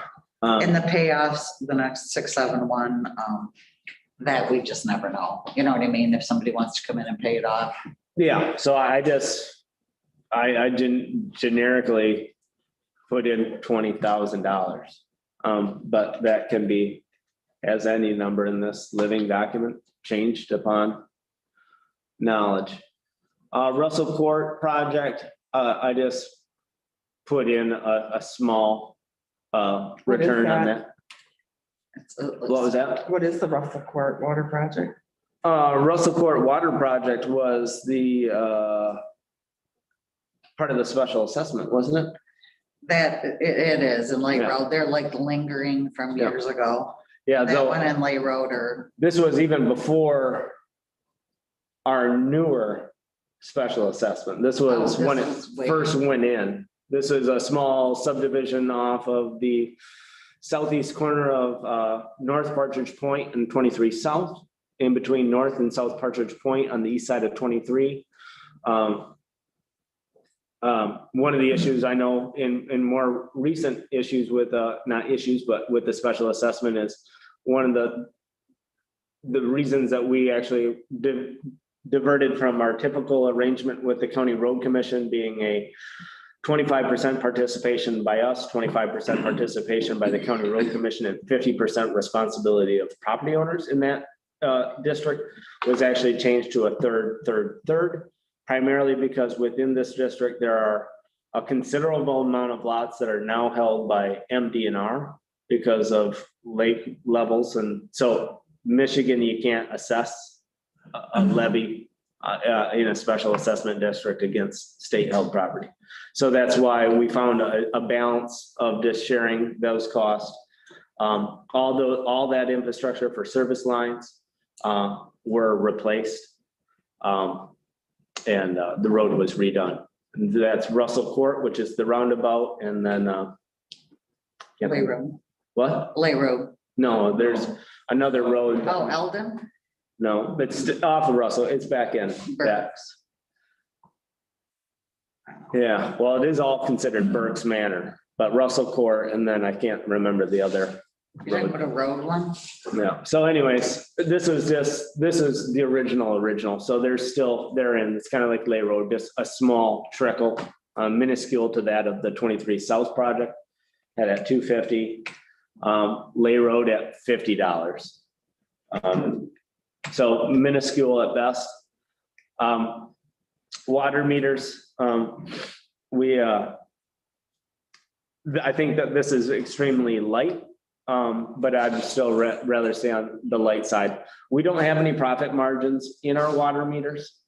And then also for reference point, in our water ordinance, if we have, as you saw above, that new construction, water and sewer, with those tap fees that we charge for tapping the main, that includes everything that it takes to tap the main to the curb stop. And it also includes the cost of a meter, unless it gets into a commercial situation when but with that being said, so a lot of the meter costs are folded into those fees already. So we can't correlate that is it 5,000? Five. Correlate that number to another $5,000 offset on the expense side. Correct, for meters. Yeah, right now in our water ordinance, we're barely not even a percentage above what cost is. So this 5,000 is water meter with the taps included? No, this is a scenario outside of a scenario where it's a new service. If they have to buy a new meter, or if it's failed by our water ordinance, we mandate that cost for a typical resident is $155 for a meter. So this is outside the scope of a water tap scenario. This would be Not spread out over time. It's one-time shot. Yep. Yep. Okay. So that's what you're talking about here, not the tapping. No, the tap was up above, which was the new construction water and sewer at 20,000 and 5,000. But that includes some other meter sales there. Yeah. Yeah. And then, so in that scenario, where you're at, you're tapping into the main. That fee is, let's say, I can't off the top of my head, for a residential service line, 3/4 inch copper is like roughly, let's just say generic numbers, $2,000. That $2,000 will get you a tap on the main to the curb stop. From the curb stop into the home, that is the resident's expense. But the township actually, in that instance, has the cost of that meter in that tap.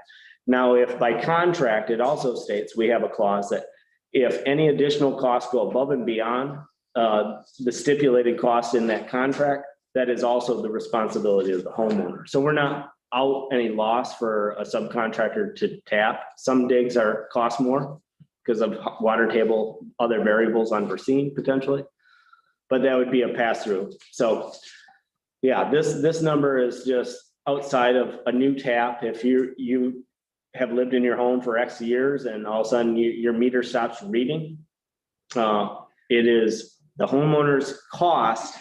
It belongs to us.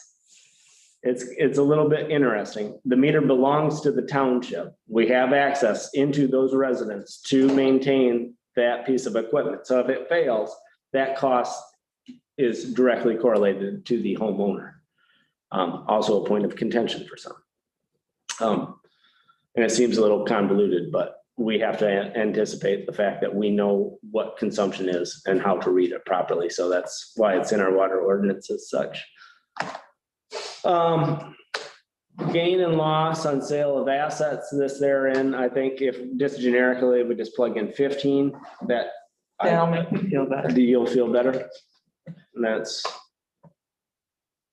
always key. That's all that matters. Revenues for scrap metal. Yeah, we do actually. The reason I put that up is I also mentioned last year in the CIP replaced all the master meters. We actually have 4 of the old meters that weigh more than my vehicle that are primarily brass.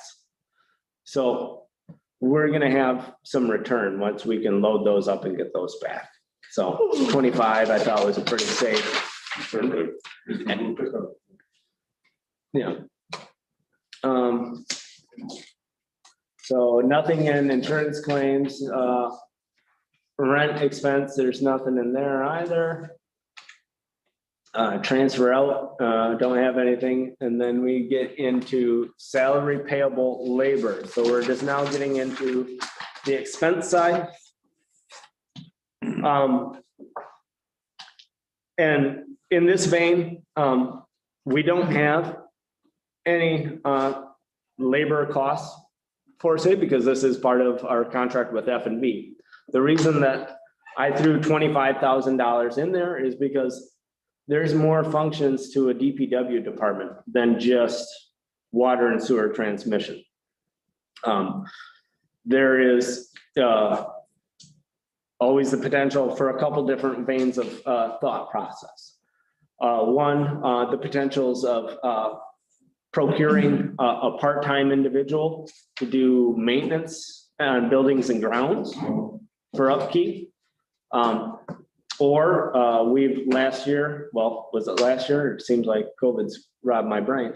But we've also utilized a small contingent, and if it were the wish of this board, the potential of the reintroduction of the program that we started with NEMROC employees.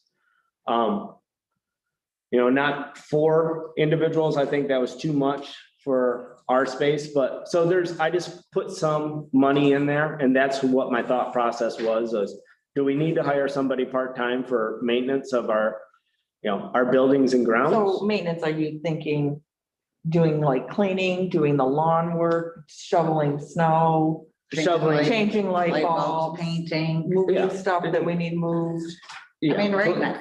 Cleaning could be a potential, but we'd have to look at what that is. I mean, we do have a contract with a cleaner, not saying that that's always set in stone, but right now, I'm also fulfilling the handyman level. And so anywhere I can focus on more prioritized things rather than. I think your time's better spent doing other things than painting the boardroom and Well, stuff. I don't disagree. What if we were to bid it out? Well, I do appreciate that, Steve.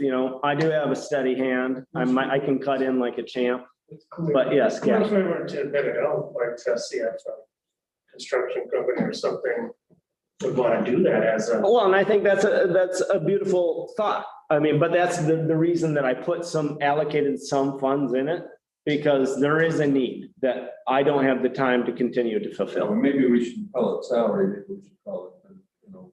We can target, we can call it, yeah, we can, create a new GL. throws us off. Yes. I think we're slowly working to the point where getting the water set to itself, we will now come into a DPW, Department of Grounds and Maintenance, or whatever we want to call it, because I don't think we have anything right now. No, and historically, yeah. I would just like to say, it's hard because if we need something done, that bulletin board's been driving me crazy. And it's like, who do we have? We can't ask Chris and Nathan to do everything. We want, Michelle's office just got done. So I brought in family. It's just hard because we don't have anybody to change. Nathan just changed the light bulb. It's like mowing the grass, I think cleaning. I changed the light bulb, Steve. No, but we shouldn't have to ask the supervisor to change a light bulb. Maybe like a construction company. Or a retired person or Yeah. somebody that. Well, no. Supervisors. Well, Russ, finish that. I want to hear the punchline. I had a long night. I think we all understood that. So please, at least afford me the punchline. How many supervisors does it take? And I'd like to add one thing too, is, the vault is getting packed, between my office and Michelle's stuff and assessing, and we have all this stuff in the back, and we just don't have the manpower to be able to get rid of stuff in the back that we can, move stuff back there, So, and we just. yeah, but I think this is the good conversation. We have a plethora of options available to us. I think, Cash, I didn't even think of that. What if we just subcontract? Then inherently, if that were the case, then you don't have any of the other associated costs with having an employee. Or finding somebody at a part-time kind of level, or is it something where it's a hybrid of potentially all three? I don't know. I put that in there so that we could actually invigorate that conversation, because there is a need here. This building is not getting any younger. It's a constant of, when do I find the time to, outside of what I have to do, to come in during the weekends or after hours to not disturb other work being done, to take care of minimal tasks that need to happen. So There used to be some pretty good programs in the community for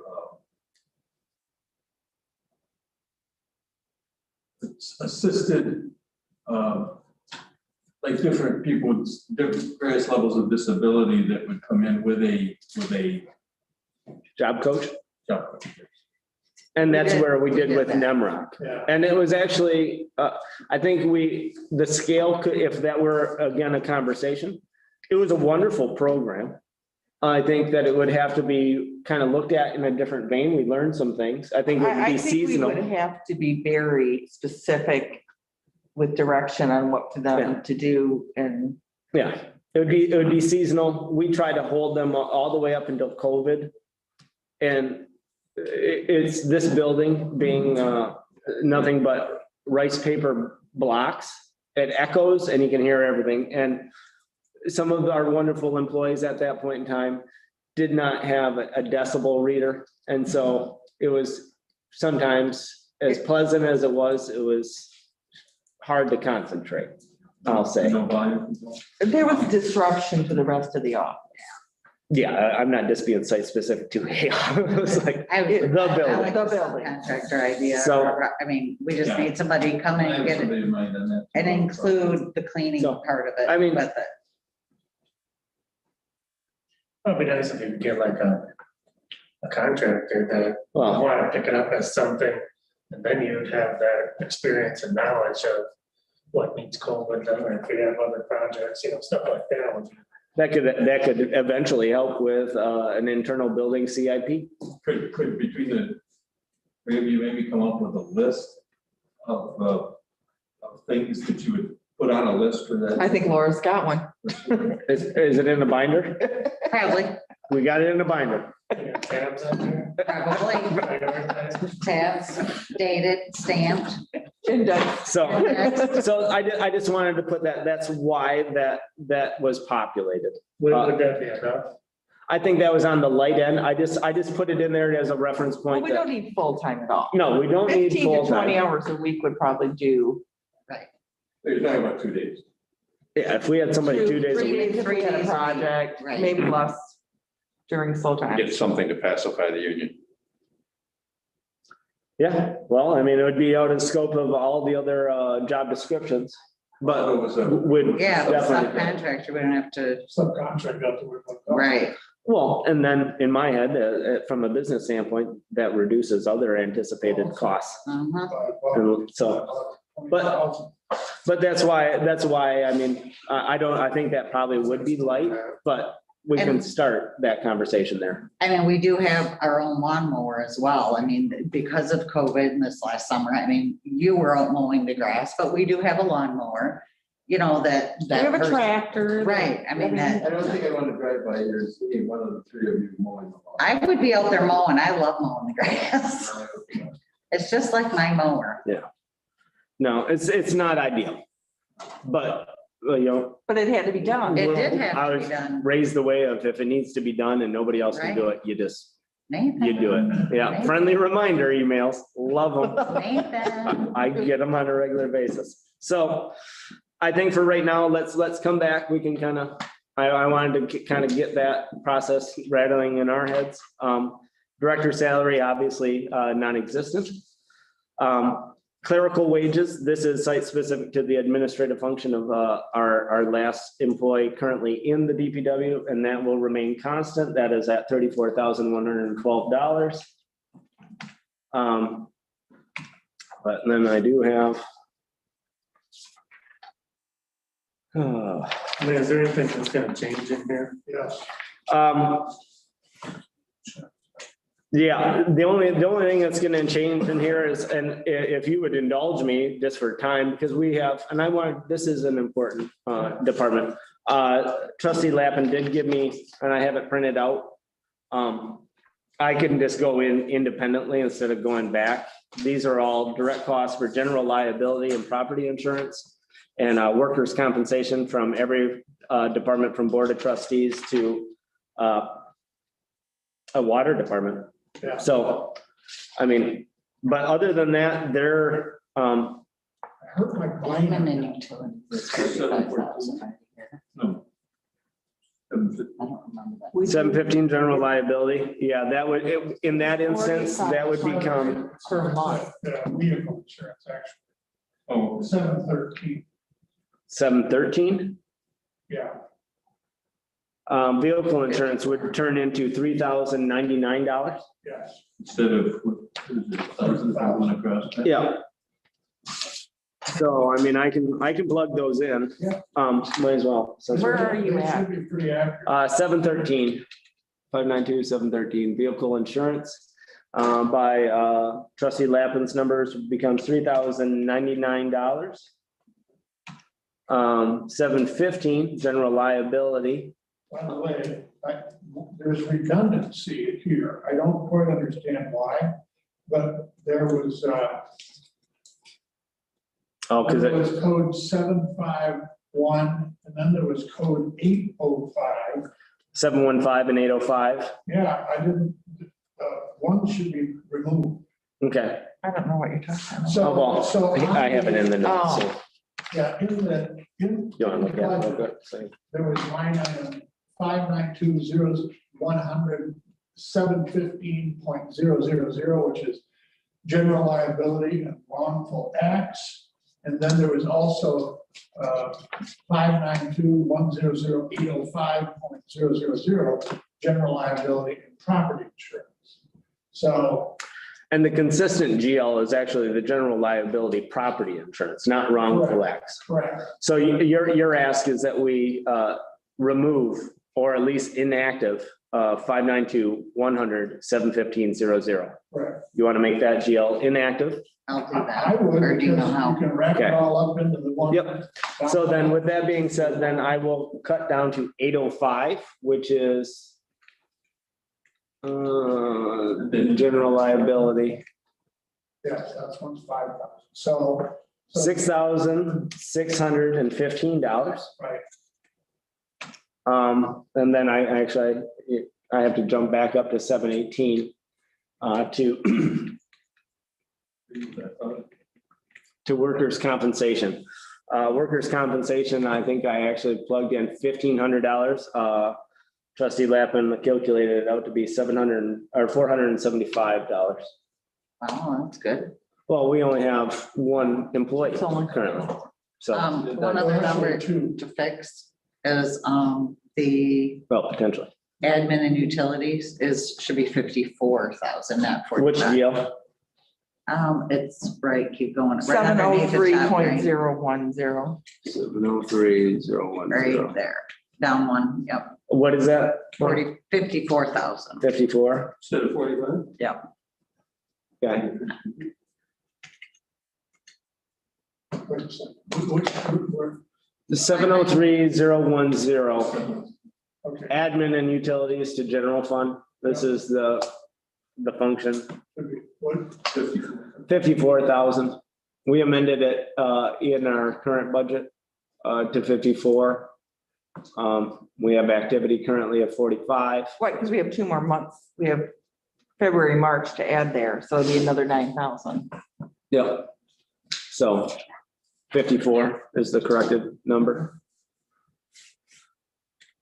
Okay, and that would be the changes through the operating on 592 GL. Is the Dearborn, like, are those numbers? I gave Nathan those Okay, numbers. so. Yeah. So the numbers are good. Yeah, the rest of those numbers, I mean, with that being said, we can go down to between basically 754, which is maintenance on system. Yeah. Can Yes. we go back? I'm. We'll go anywhere you want. Back up to 726. Legal, do we anticipate that kind of number there? I actually decrease it. I think that's way high. I do too.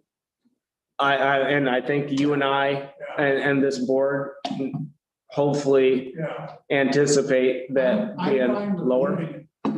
leaving it there, but I'm hoping that it's 50% too high. I would rather anticipate a higher number and amend it to a realistic number than start in the basement and realize that As we long as got we it. balance it. Just so everybody understands. I mean, I'm hoping that in the first quarter, second quarter, we'll have a wonderful amendment. Yes, me too. Actually, when they sneeze, you get a bill. Yeah, They sneeze a lot. well, yeah, it's, everybody's got allergies.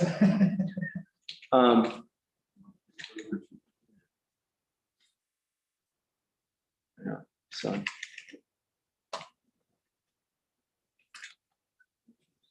But yeah, so all the other ancillary costs to, Do we need a computer in the water department? I thought we just took 2 new computers and gave them to the fire department. we don't, did I have it populated as? You such? have 2,500 in computer hardware. I think I populated that because of the potentials with communications, if they needed, if it were out of scope, if they needed a computer to be a home base, but technically, no. GL, please. 592-100-728.000. 728. I mean, and Kelly just got a computer. Yep, everybody should actually be up to date with computer hardware. We actually have 2 desktops and a laptop, as I was mentioned at a previous meeting, that can be taken to fire department. I would up 728. copies since we just got Kelly doing the bills What is, printed and folded. I mean, I think she's On gonna the be, copy machine rather than the printer. yeah, so the copies. well, right now it's at 700. What is your recommendation? I'm thinking closer to 1,500 once I do a new tally on that. So just 1,500, Yeah, okay? And then computer hardware at 0. You don't anticipate just like maybe some ancillary number just in case something. like 1,000 or Yeah. something. 1,000 total. Yeah, I. Right now, so Leave it the 1,000. last cost that we've had with a desktop module, if you see the small box that's on the pedestal below the TV, those are our new desktops. And that, I believe, if I'm remembering correctly, with the licenses for Microsoft Platform and Office is roughly $639. So that So doesn't- 1,000 would be more, hopefully more than adequate, just as a, I would feel comfortable, because it's likely that something. How come gas and oil is down from, Because we don't have any vehicles in there. because we're, yeah. Yeah, there's a direct correlation to the reduction of chainsaws. quite a few GLs. How many chainsaws do they need? Are we getting into the forestry business is my secondary question, because I have a feeling that Two departments, like a lot of with what, chainsaws. with what It's home up for. timber costs are at Home Depot, we could probably get into a supplementary business, forestry. No, but getting back to dropping down to 754, maintenance on system. This is where we get into the directly correlated costs with what we discussed initially with the CIP proposals. We know that if let's actually start where we know we have our fixed professional and contractual services.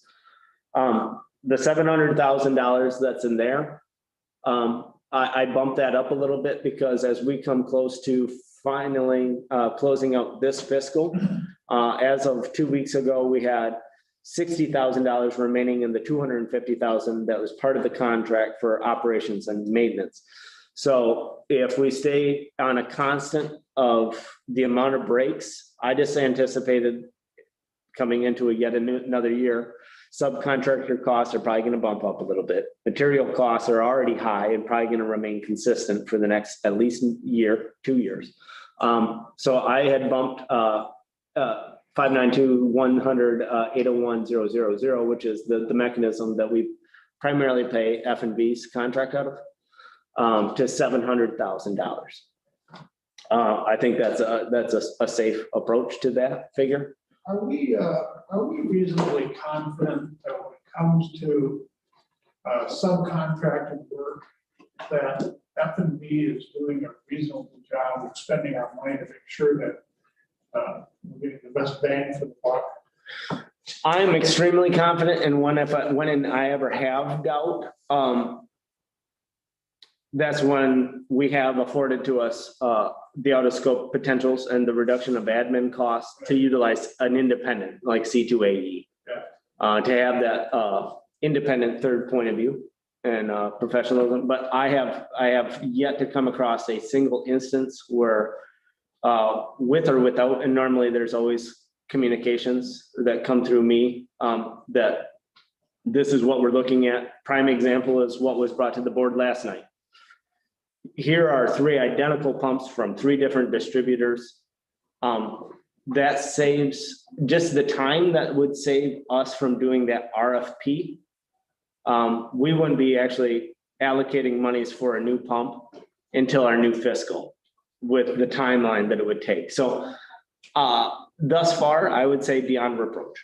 Okay, good. Well, I just, those are the things that are worth looking at because, they just don't have this pool of money and I'm certainly hopeful that they're being approved with our funds. Yes, Michelle. Just to add that to what Nathan said, Steve, when we started with F&B, they cut our supplies almost in half because they have already figured out which suppliers are the best from their other places that they work for.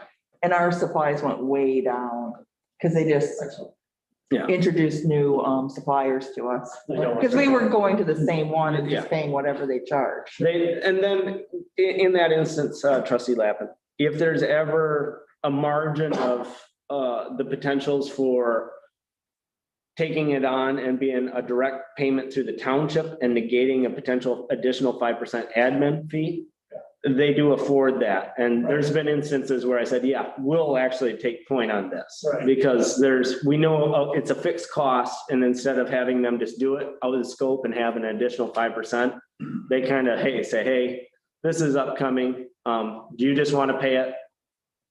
And so we discussed that in the contract negotiations. So no, they've been honoring that contract from my standpoint, Steve, to an exemplary point. To the point of this, the Not that we can have the entire board in one location at one point in time, but Blair Sellover, he will be here this Thursday. We're trying to switch some times around. And if you have any questions for F&B, he's going to be here because he just wants to, he's going to be driving up from Grand Rapids, having our meeting here and turning around and heading right back. Any concerns, any questions? What can we do? What is our strengths? What are our weaknesses? And I've worked through this process thus far. I think we all have. We've addressed potential concerns and they've come back and have addressed it in a very professional manner. So, no, I'm. Know soon what time that meeting is Thursday? Well, we just asked, because Thursday, the personnel committee is gonna be having a meeting at 12:30. And so we're almost double booked. And so we tried to recalculate, and that was just emailed by Cap an hour before she handed me this. So I can reach out to her and see what time Blair is gonna be here, but it will be the 25th, the date is Thursday. this Thursday. Same day as your. Yeah, so we try to push the F&B meeting earlier in the day so that personnel can give our full attention to that matter. Maintenance on system. This is where currently we've reduced this amount because a lot of the costs now we still have it at 200,000. But with the 250 rolled in for operating and maintenance, this has been pretty good, but maintenance on system, if we're looking at one petasphere at $199,000, that's gonna eliminate all that revenue right there. So, and then maintenance on equipment, or operating maintenance supplies, that's kind of folded right into the O&M through F&B as well. So that's a reduction. And maintenance on equipment is kind of stagnated at about 50% of historically what it's kind of averaged. Yeah, I don't think that there's anything else that really jumps off the page at this point in time. We I have, have a question. yes, Water tower maintenance, you have 10,000, yeah, well, but then that's, the CIP says 199. so that's where we could actually change instead of having the 200,000 there. We could, but this is a CIP. This is if we vote as a board to move that direction, because I think we had this partial discussion of what are all the opportunities for funding mechanisms and what is it going to be like? This is a CIP. This doesn't mean that this is set in stone, but the water tower itself. So yeah, that would be do we I think we divert need to find out which one I think, of these are most critical. Right. well, Yeah. yeah, that's what I was just gonna say. Which one of these are a sort of a must do? Yeah, like Yeah. highest importance. Yeah, so she'll easily break that out. And I think that'd be best behoove the board to have that communication directly. Yeah, I'd As like I've- to see this a 1, 2, 3 sort of prioritizing. So, Then figure out which GL we're gonna use to pay for them. yep, yeah, and yeah, obviously you'd want it very site specific. So I fully agree with you. If that's the case, and we're gonna be moving forward with an anticipated expense of $199,000, then maybe we convert that allotment to water tower maintenance. But the figures are spread evenly enough to where if we have to just divert money from one GL to another, right now, I think we're without fully being committed to the potentials of what's before us in the CIP. We're adequately funded currently.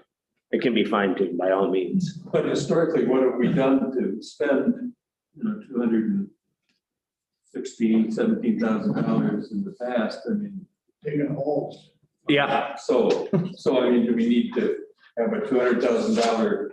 that's why. Instead of $200,000 maintenance on system. Well, and that could be a discussion. That's why in that, the professional and contractual, I increase that from well above that's only additional to the operating and maintenance expense that's embedded in that contract. Right now, part of that total is $250,000 a year for operating and maintenance and outside the scope of the contract, really. So I put additional funds into that up to 700,000 for the potential of an anticipated continuation of the service line breaks that we've had and those expenses. One of the conversations, and we can kind of have it right now, is if you look, because we've kind of been playing tennis with this fact, with those subcontractor costs and what we've been paying on an annual, this goes site specific to your point, Russ, is we've had so much cost in subcontracted services. If you look at the very bottom of both in the red little line, they're actually, and this would be a conversation to be had on the CIP sheet, would be the potentials of actually looking and coming into this next year of actually purchasing our own excavating equipment, trailer and dump truck and start doing it in-house. Because the return on investment, if that were the case with those three pieces of equipment, would be less than 2 years at our current rate. Then we'd have to hire. They actually, well, and that's insights thus far until Doug Moen and other people that are known operators and licensed operators. We have 4 or 5 years of their operational expertise And at they will hand. train. And they would train their employees to do digs. So that's a potential discussion. Yeah, I mean, those are reasonable discussions. We assume all the liability. So, And there's pros and cons to all of it, but nonetheless, it needs to be discussed. It's one of those variables.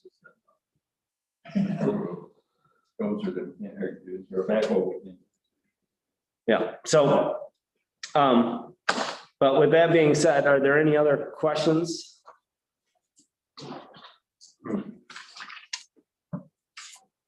how much longer do we pay on that bond? 6 years, the 23 south? Yeah. I believe you said 6 years remaining on that bond? Is that the bond you were talking about earlier, Ben?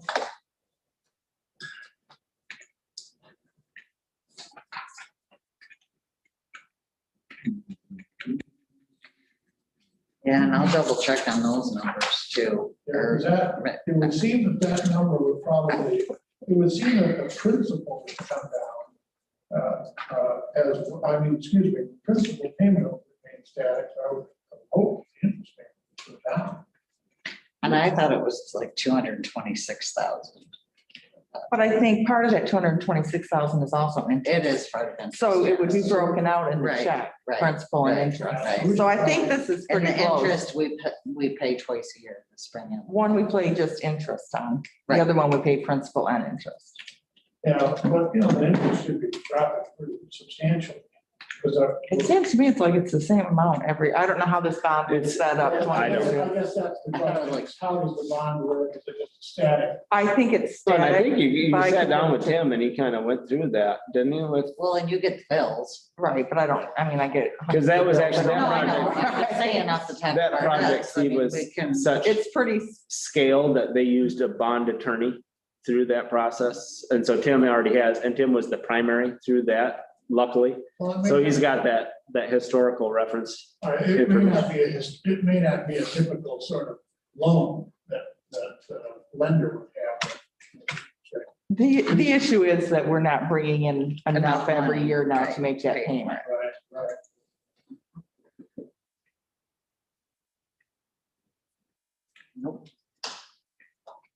One thing I guess that could be a reduction would be office supplies. I added that, it's 727. I think that could probably be, well, actually, she's consistently I using would not, $1,000, just leave it. that, it seems like you really lowered it. It could be 1,500. I mean, if a toner, She I'm just buys saying, special color paper for her bills, special envelopes for her bills. There's a lot of, Yeah, 1,500. I still think 2,000. 2,000? Okay. Postage is at 6,500 Postage just went up, didn't it? Mhm. to 51 cents. Oh, so that's not too much. Still. Gotta go work it down. It went up. It never goes down. It went up a penny. I was thinking, I've never remembered. Something went down. But Amazon's getting a good deal. Yeah. Yeah, just become a member of Amazon Prime. oh, the mileage went down. Do you know that 67% of American homes are now all customers of Amazon Prime? That doesn't surprise me in the least. I don't know anybody who hasn't ordered from Amazon Prime. You've Can, never but can you ordered from can you order from Amazon Prime at your I home? don't order. Ew. You've never ordered from Amazon? Or Amazon with no Prime. Oh, Oh. Yeah, 2-day shipping is pretty nice. I now expect it from everyone. So postage at 65 is light. They also get special Well, rates from. that's, I was waiting to hear if there was Well, what was it so far this year? What number is it? it is 7:30. 30. We're at, coming up on 5,100 and we still have 2 billing cycles to go out before the end of the year. 2 regular mailings. I guess and 2 why, delinquent I mean, in the mailings. last full year of 2019-20, we did 7,600. So I So don't- just go to 75 and see where it lands. Yeah, I And would- maybe, I don't see it postage going down, no, especially if we're eventually going to more monthly billings. well, that's a whole nother Right, conversation. but I would not lower it. Do we have opportunities as a municipality to email stuff? That's what I wonder. We do have And that we do. option, and people have to request it, don't they? And they Laura? do, and we ought to also do the ACH payments. Yeah, And when they I've sign up for personally that, done that. there's a lot of people that, I mean, Kelly could give you a better number, but I don't think there's a ton of people that get an emailed bill. But there are people that do get one. I mean, we always ask people, I got. you know, do you want your bill emailed to you? Pardon me, do you get yours? I much. Do you get it right now, or do you want it? I don't think I get it. So what if we, Talk to Kelly. what if, can we just automatically check that? instead of People bite on it? I think they've actually been doing a pretty good job when people come in, hey, would you like to? And there's several different ways. We've offered, especially coming into COVID, instead of the historic 2 options, snail mail or hand delivery. What we have 5 different paying options now. Online, you have ACH. Checks. They could do credit cards here, Yeah, cash. so I pay it online. Or credit union. Credit union, but I don't need the ACH, but to get it, email is perfect. But I've never come in to pay the bill either. Yeah. I might have put it outside. Yeah, I would. So there should be a way to get it, you know. that whenever a bill pops up or something, that the window pop up that says, do you want to go paper? In other words, if you have on your printed bill, if that could be added, something that says, do you want to receive your bills electronically, email, and if so, email, you know? We do ask people that question when they sign up for ACH. Do you want your bill emailed to you? But we should all But look I at that. know is my point, you might get a lot more. So that's a great way to reduce our cost of doing business. And so the 7,500 is probably a little bit heavy. So, yeah, we have diversified in the past year plus. We've offered a multitude of. 4 times. it's great. You know what? Al Gore wants that. What, the lockbox? You're talking about a lockbox. Thank you very much for the reference, Ricardo. Greatly appreciated. Equal to or greater than the punchline that I'm still waiting for from trustee Reinhardt of how many supervisors. Should be promoting this with us. Yes, well, he did invent it. That's working out the punchline. Yeah. And he's putting, Gore's still putting things in the lockbox, so. Nathan, have you heard any more on shut offs? We still. Right now, it's, I think the last I heard, without an appointment, we can't even go into homes on a regular basis without meeting protocols. I think that Michigan Department of Health and Human Services is kind of focusing Eagle's attention to, because right now we're still under the formerly governor proposed executive order that doesn't allow us to turn off for non-payment. She does not have a plan of what smaller municipalities are going to do. What we can do is continue to add accrued interest, but we have not been afforded at the state level a direction as to what we're going to be doing, because our liabilities on a cycle, I think we're averaging $900,000 less of revenue. I think that's what 900,000. I know. it's high. 50, like 55,000 in delinquencies. Yeah, but then we have, it's a very, very high number. And that's But been we can exacerbated. still do collection things like call people. Yeah, and we've been Set up trying to, payment plans and try to get something better than. that's what we've been trying to, like, on a regular basis, trying to get staff to, in downtime, to make calls, say, And hey. Kelly's been starting, she's done it that the last couple months, and as soon as tax season's done, Rhonda and Kelly are both going to be hammering on trying to get some more collections. Yeah, because usually a friendly reminder will get something going in that regard.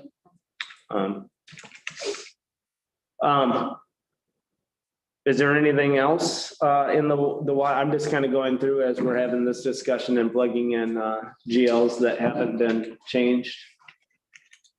Yes, North. Grounds maintenance and repair, Number 100, 933. 933. Basically, that is kind of like discussing what we first started out with a little bit. Yeah. Yeah. So that'd be something we could look at as we go down the road. Yeah, and that. So that would be along with the one in 702 then. Together we got 30,000. 30,000. I mean, and But grounds maintenance, I mean, that is like the Piper garage and that kind of stuff, right? it's all encompassing. Piper garage, it could be because there's part of an obligation on this premise. Mhm. Yeah, it's, You got the South Side Fire Station too. so, Doesn't the fire department handle that themselves? No. no.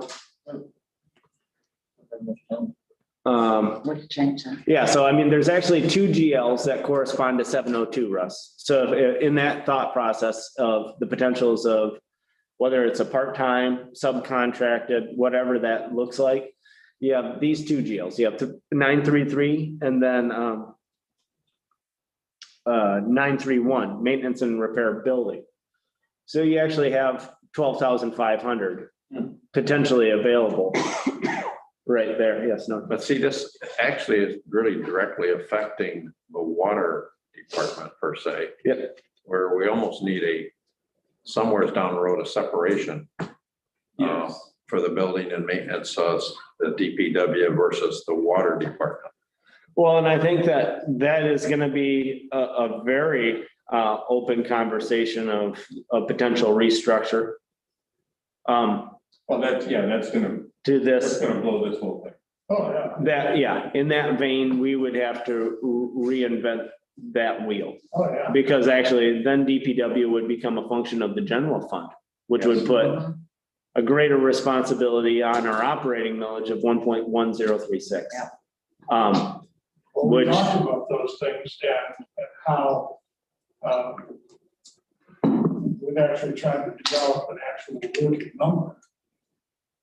And it wasn't a huge amount, but probably even more reason to consider subcontracting that sort of operation. Well, yeah, but if you fold that in just, I mean, just the auspice of a dart at a board, Right. I mean, do we quantify that as Department of Public Works is out of the general fund, $100,000?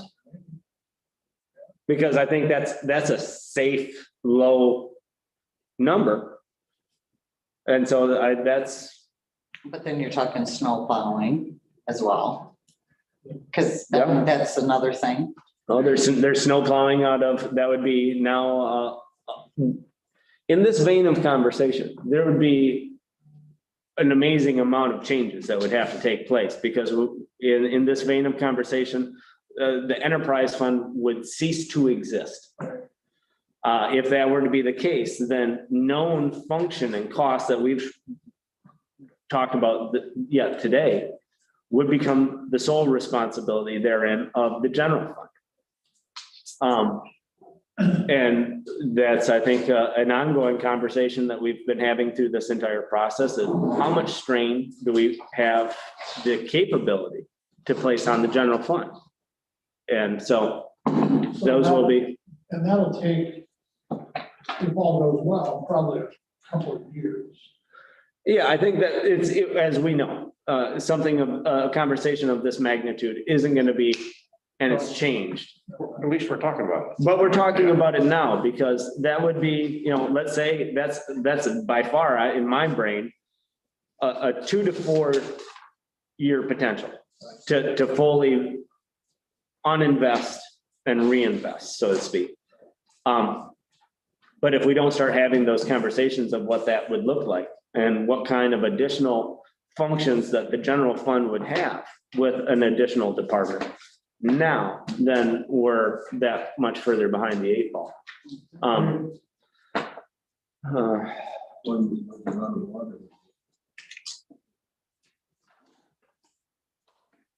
It would change everything. It would. Yes, And no. it all depends on how our water treatment works out. Well, that's, I think, the underlying tone of conversation that we're having currently.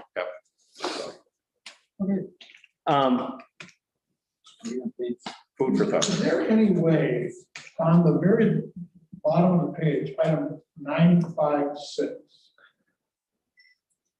Vehicle replacement fund? should we consider, is there a way, I see this as sort of a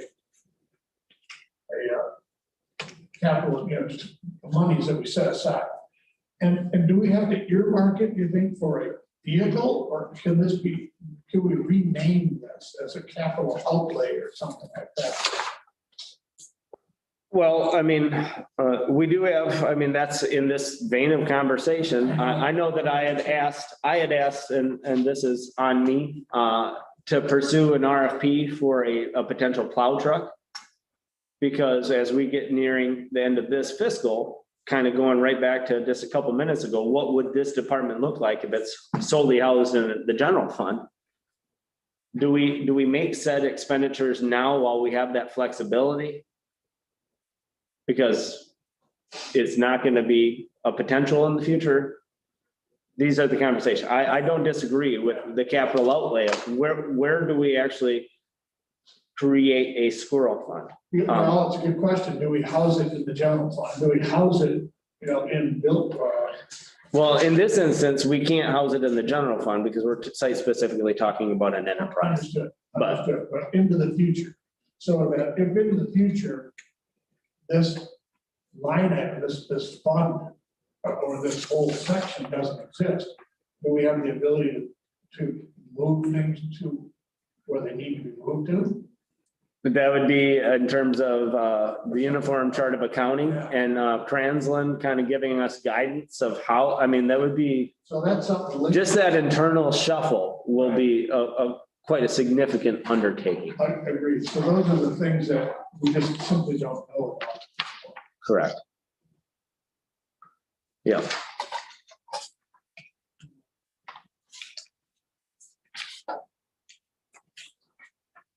Steve, Yeah, we just don't know.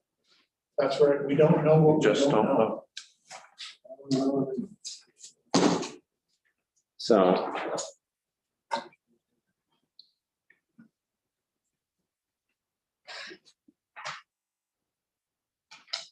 So we have, just to kind of wrap this up, we do have one last sequence of GLs. The 703, which is found on 15 of 16. And I look to, That's a tax fund. That's all in and out. So that's, It's in and out. It's But- collected and it's, so we're just using that as a GL to pass through. that's, yeah, So we don't have to propose anything. no. You feel it's fine there, okay? Just wanted to make sure that we touched upon it.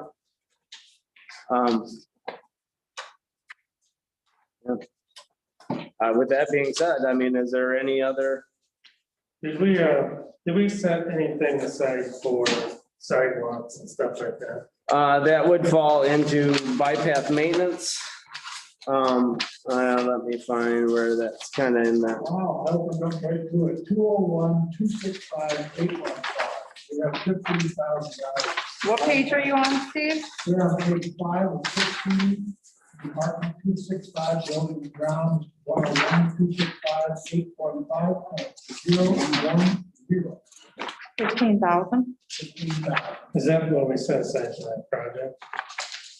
Projects when you, Didn't we have something? If they do the golf course, didn't we want? well, and that was, so I've had other conversations with Mr. Braggy at the road commission. And he, right now, that any of the additional costs, if MDOT, as they have stated, that is their project, those costs would not be ours. That would be fully funded through MDOT.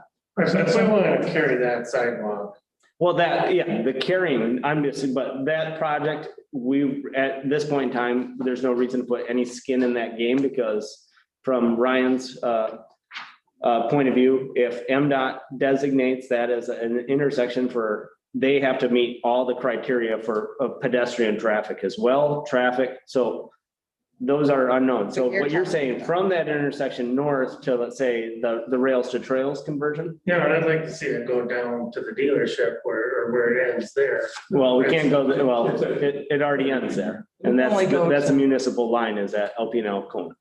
That's what I mean, though, but I just want to make sure we. Yeah, and We have to bring it across the purchase lot.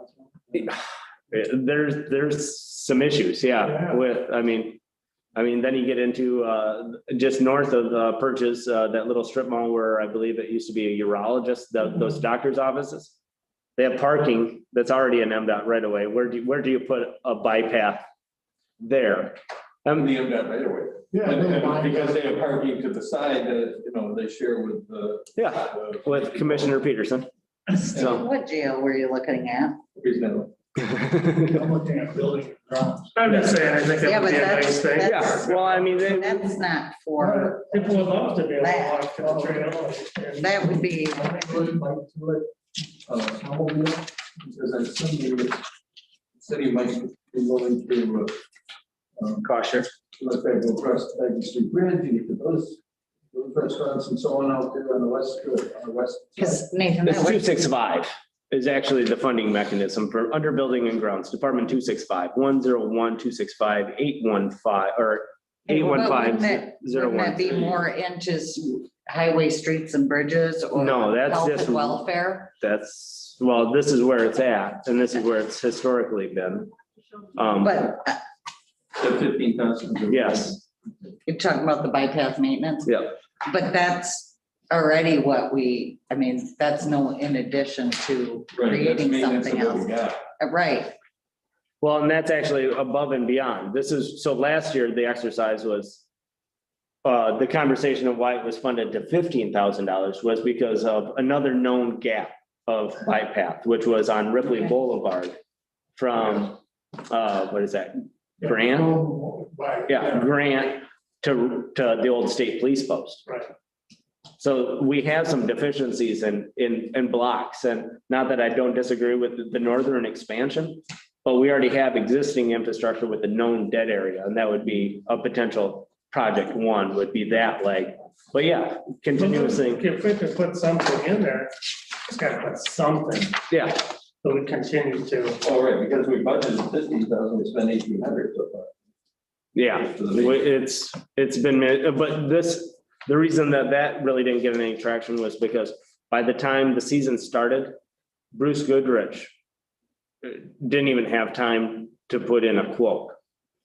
And he's already pretty much coming into this upcoming year, pretty much booked. I mean, it's one of those things, if, what do we want as a board to prioritize for, because it does kind of, and I don't disagree with you, it's kind of, it's a health and welfare recreational function to our budget, but it's just, it has historically been under the building and grounds.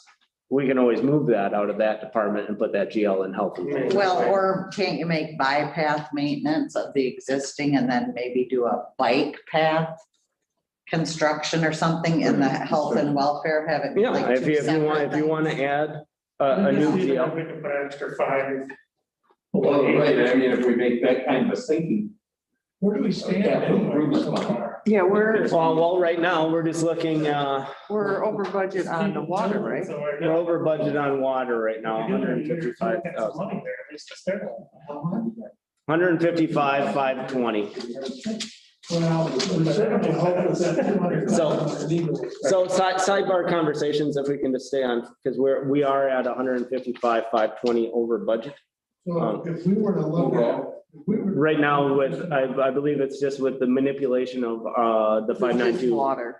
department. So, Yeah, so I'm certainly hopeful that the legal line item. I am too, to the point where hopefully darn near that one GL nullifies 2/3, if not 3/4 of this amount. And then I also can't help but wonder if there's a couple of other line items in here that have got a fair amount of fat. So I think from a budgetary standpoint on the water department, we could pretty easily make that a balance. Oh, yeah. Well, and I mean, we still have our primary budget meeting. This is just recommended. We still have opportunities we can make these corrections and come back yet again. Well, and there's some revenues not in here either, Like That's the water. grants you were talking about. like the delinquent water and tax bills that would go into the water. fund. I mean, if you can compile what just saying, those are, yeah. There. Because those were It is the interest earned and delinquent. I have notes that you're gonna end the special assessment. You're gonna look into that. So I right have there, several notes. yeah, right? there might be 50% of that discrepancy that's eaten up Yeah, in that, a considerable amount, 25 to 50. And then, And in the meantime, too, then whatever Kath says, yeah, we'll I mean, have to we can, adjust this. I think we have to reconvene under Cass guidance the next time that she's available. Because then I think that would actually be a perfect opportunity to have a presentation of with CAF and potentially C2AE as to the meter replacement potentials as well. right. Never Do mind. you have any idea where we stand on the balance of it yet? With what? With the other. Where are we with general fund? Okay. Where are we with? Well, let public me, safety? what I'll have to do is just save it where it's at and then we can kind of. Let me just. Because I don't end up populate that. That's just a pass through. Make sure that I. Tick intact, everything, general liability that we're gonna abandon. Or make inactive. We were keeping general liability, we were just getting rid of the wrongful act. Yeah, that's the Well, one. there are two line items. Right, Yeah, They both start with general liability. yeah. right. but- Yeah, we're getting rid of 715 and keeping 805 in that exercise. Hydrant rental, we got rid of. And that's pretty much that department. So let me just.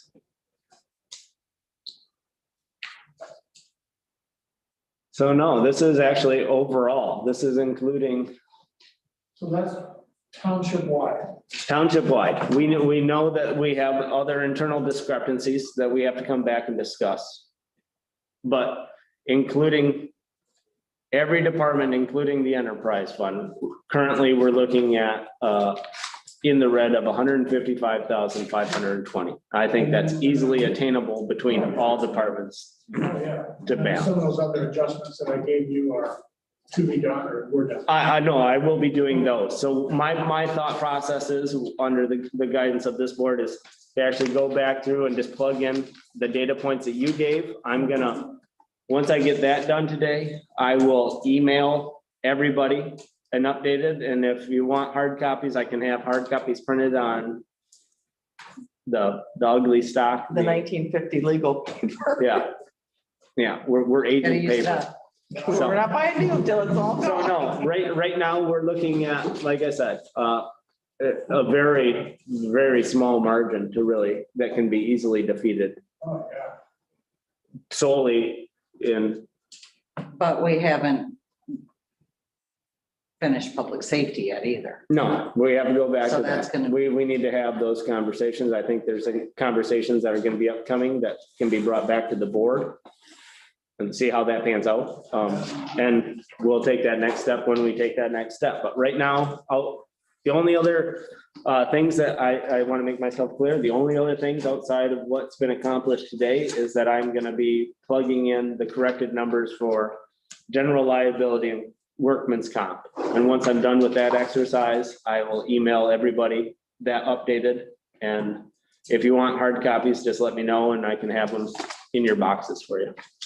I prefer one. I don't have the ability to. I'd like a hard copy. So let me just correct my previous statement. I will email everybody and I will also produce hard copies and get those to everybody, lickety split. That's a good idea. I like that. Did Stan Mishley ever email you? What was that? Did Stan Mishley ever email you? Regarding No. the recycling? He never did it. I got an email from Denise, asking me to become a member of the board of directors for Northeastern Michigan Council of Governments. So I'm now a board member of NEMCOG, That's good. but I never did receive. Did you An email. email Stan? I talked to Stan in person because Stan actually did not know that F&B operations was our water department and he sent us a request for a recycling surcharge. But, so I had that conversation, but I have not We received. have a meeting Thursday. The only other, every request for funding has already come before this board and is already implemented in this budget.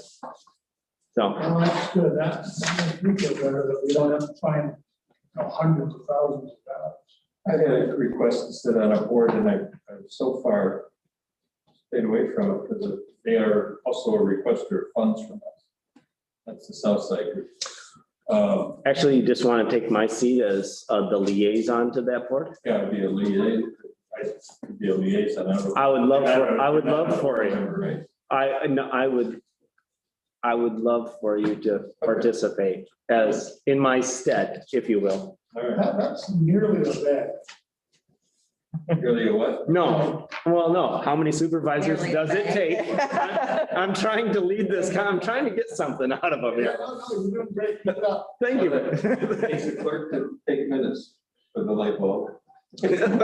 Thanks for putting me in this joke, Ross. Yeah, it is getting deep. Treasurer to figure out the cost. So I will, Supervisors in the council.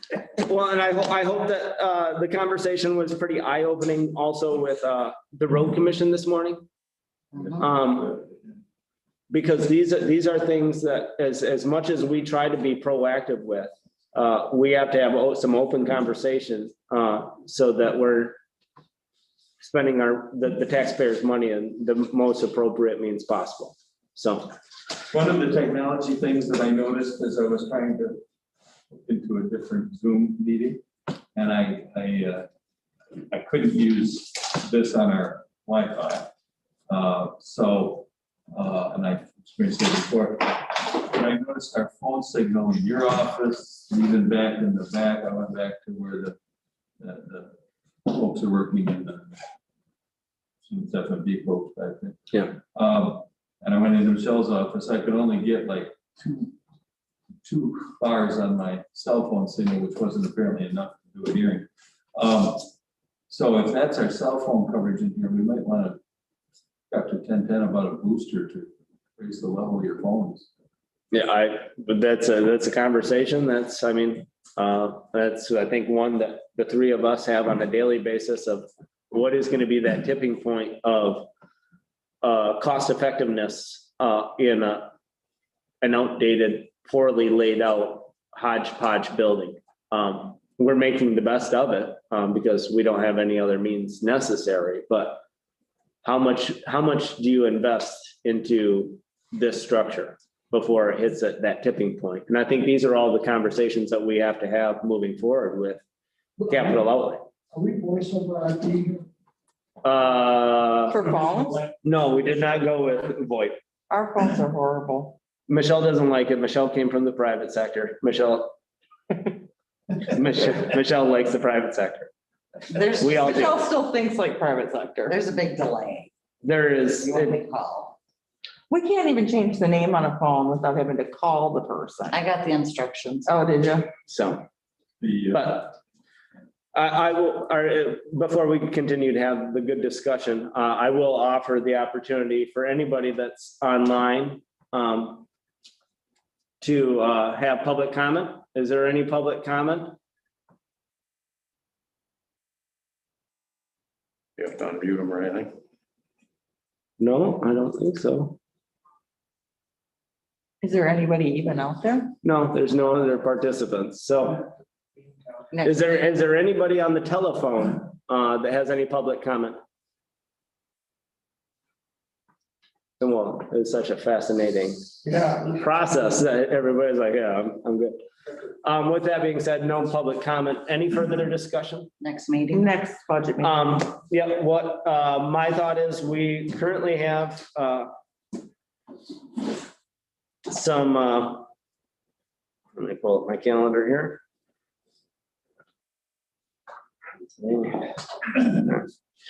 Obviously, we're coming into March. We're 2 weeks out from our next regularly scheduled meeting. I think depending on some of the conversations through this board, if we need to call a special meeting that first week of March, it is a potential consideration. I would like to have the budget done by the 15th, because by the 15th of March, I'm going to be digging deep into this election, and it would be nice to have the budget all done by then.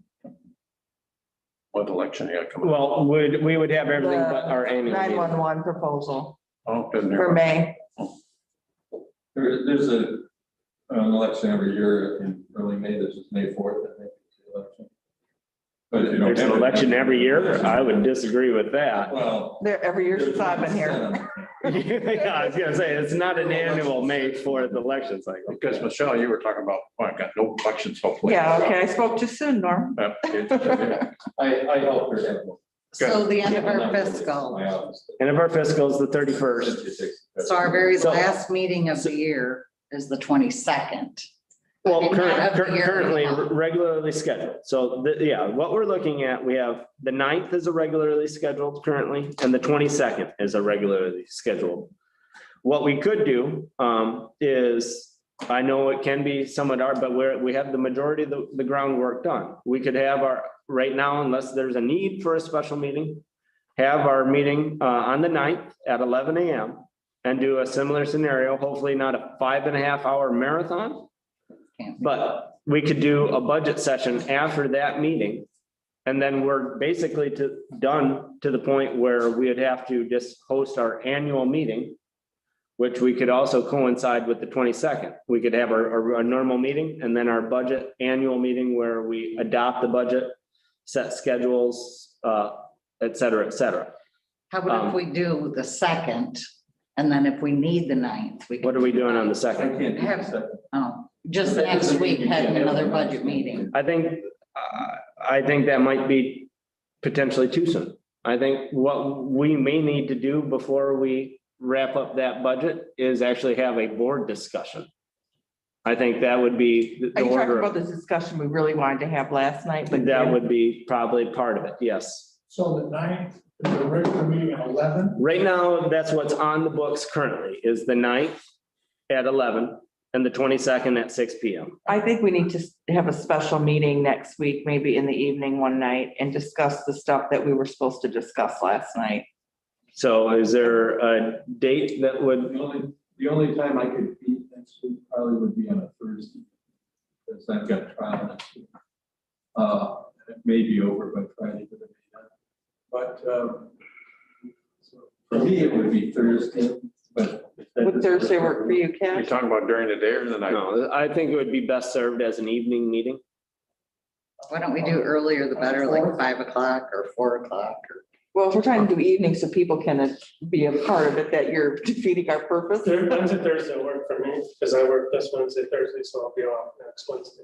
So Thursday would work for me. So the fourth, This is not available the third. Because it's being used for I had a training. morning. we're talking about the fourth. I don't know. Right, yeah. The paid on calls. Oh, yeah. Yes, So this is, the room's not available on Wednesday. Wednesday. but it would So, be so available on Thursday. tentatively, let's look at 6 PM the 4th. Because then what we could do, if we're all in agreement there, I'll post that special meeting to put on the 2 tabled items and any additional business, hopefully no additional business, and just simply focus on the conversations that need to be had.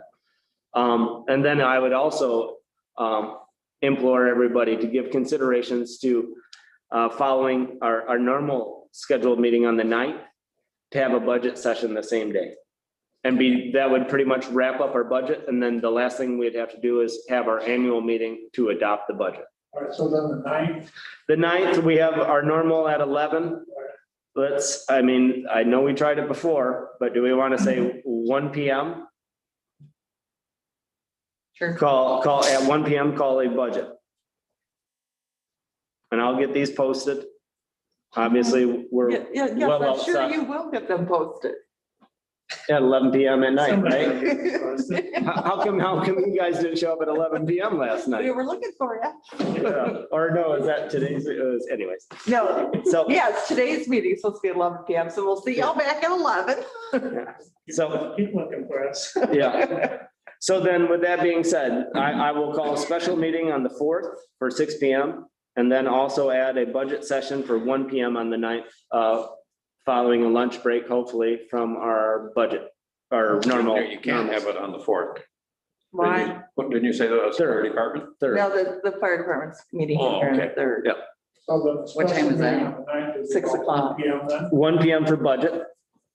And that should pretty much easily wrap up the budget. And then that way it's on display. And then the last thing we have to do is have our annual meeting. And we can just actually coincide with the 22nd. It would be a separate meeting. So we could have our normal meeting, and if there's no business, just end that and hop into our special meeting to adopt the budget and go through all those processes as well. All those. Yeah, I mean. Motions that have. to All be the read. motions for meeting dates, I I will mean, type them up and hand them out for everybody. to so are read. we all in agreement? So on the 4th, we're having a 6 o'clock special. meeting. 4 PM special meeting, 6 o'clock to site specifically talk about the 2 tabled items that were pulled from the agenda last night in the Okay. electronic storm. Okay, So I have a question just about this electronic mess we were in. Why is it working okay today? It seems. because we're solely operating without direct live feed through that camera. That has part of the issue. And that camera is creating the issue for Mr. Croninger and Mr. Flick are going to be coming out here yet today Okay. to start looking at what needs to be done to remedy the snafu that we all, Part of what I think the problem was too, is we must have had somebody in here live feeding YouTube back, and that creates a delay and screeching. When I've seen that happen. Bruce Johnson actually had said foul. What did he say? He said, well, my equipment, I had another meeting open and it backfed. That's why we're listening at one moment, a previous meeting. Yeah. So he threw the flag on that. So, but Oh, yeah, that that being was said, weird. I mean, it's, we'll do everything in our power to get that addressed appropriately, because obviously we're a professional organization and we want to be represented as such. But with that being said, is there any other discussion to be had amongst the board? Okay, I'll entertain a motion to adjourn. Motion and support on the board. Any further Supported by Laura Summers. Made by Cliff Crow, Slimming Black. Any other discussion? Seeing none, All those in favor of adjournment signify by saying aye. Aye. Aye, opposed the same. Meeting adjourned at 11:55 a.m. Actually, it's not a bad article.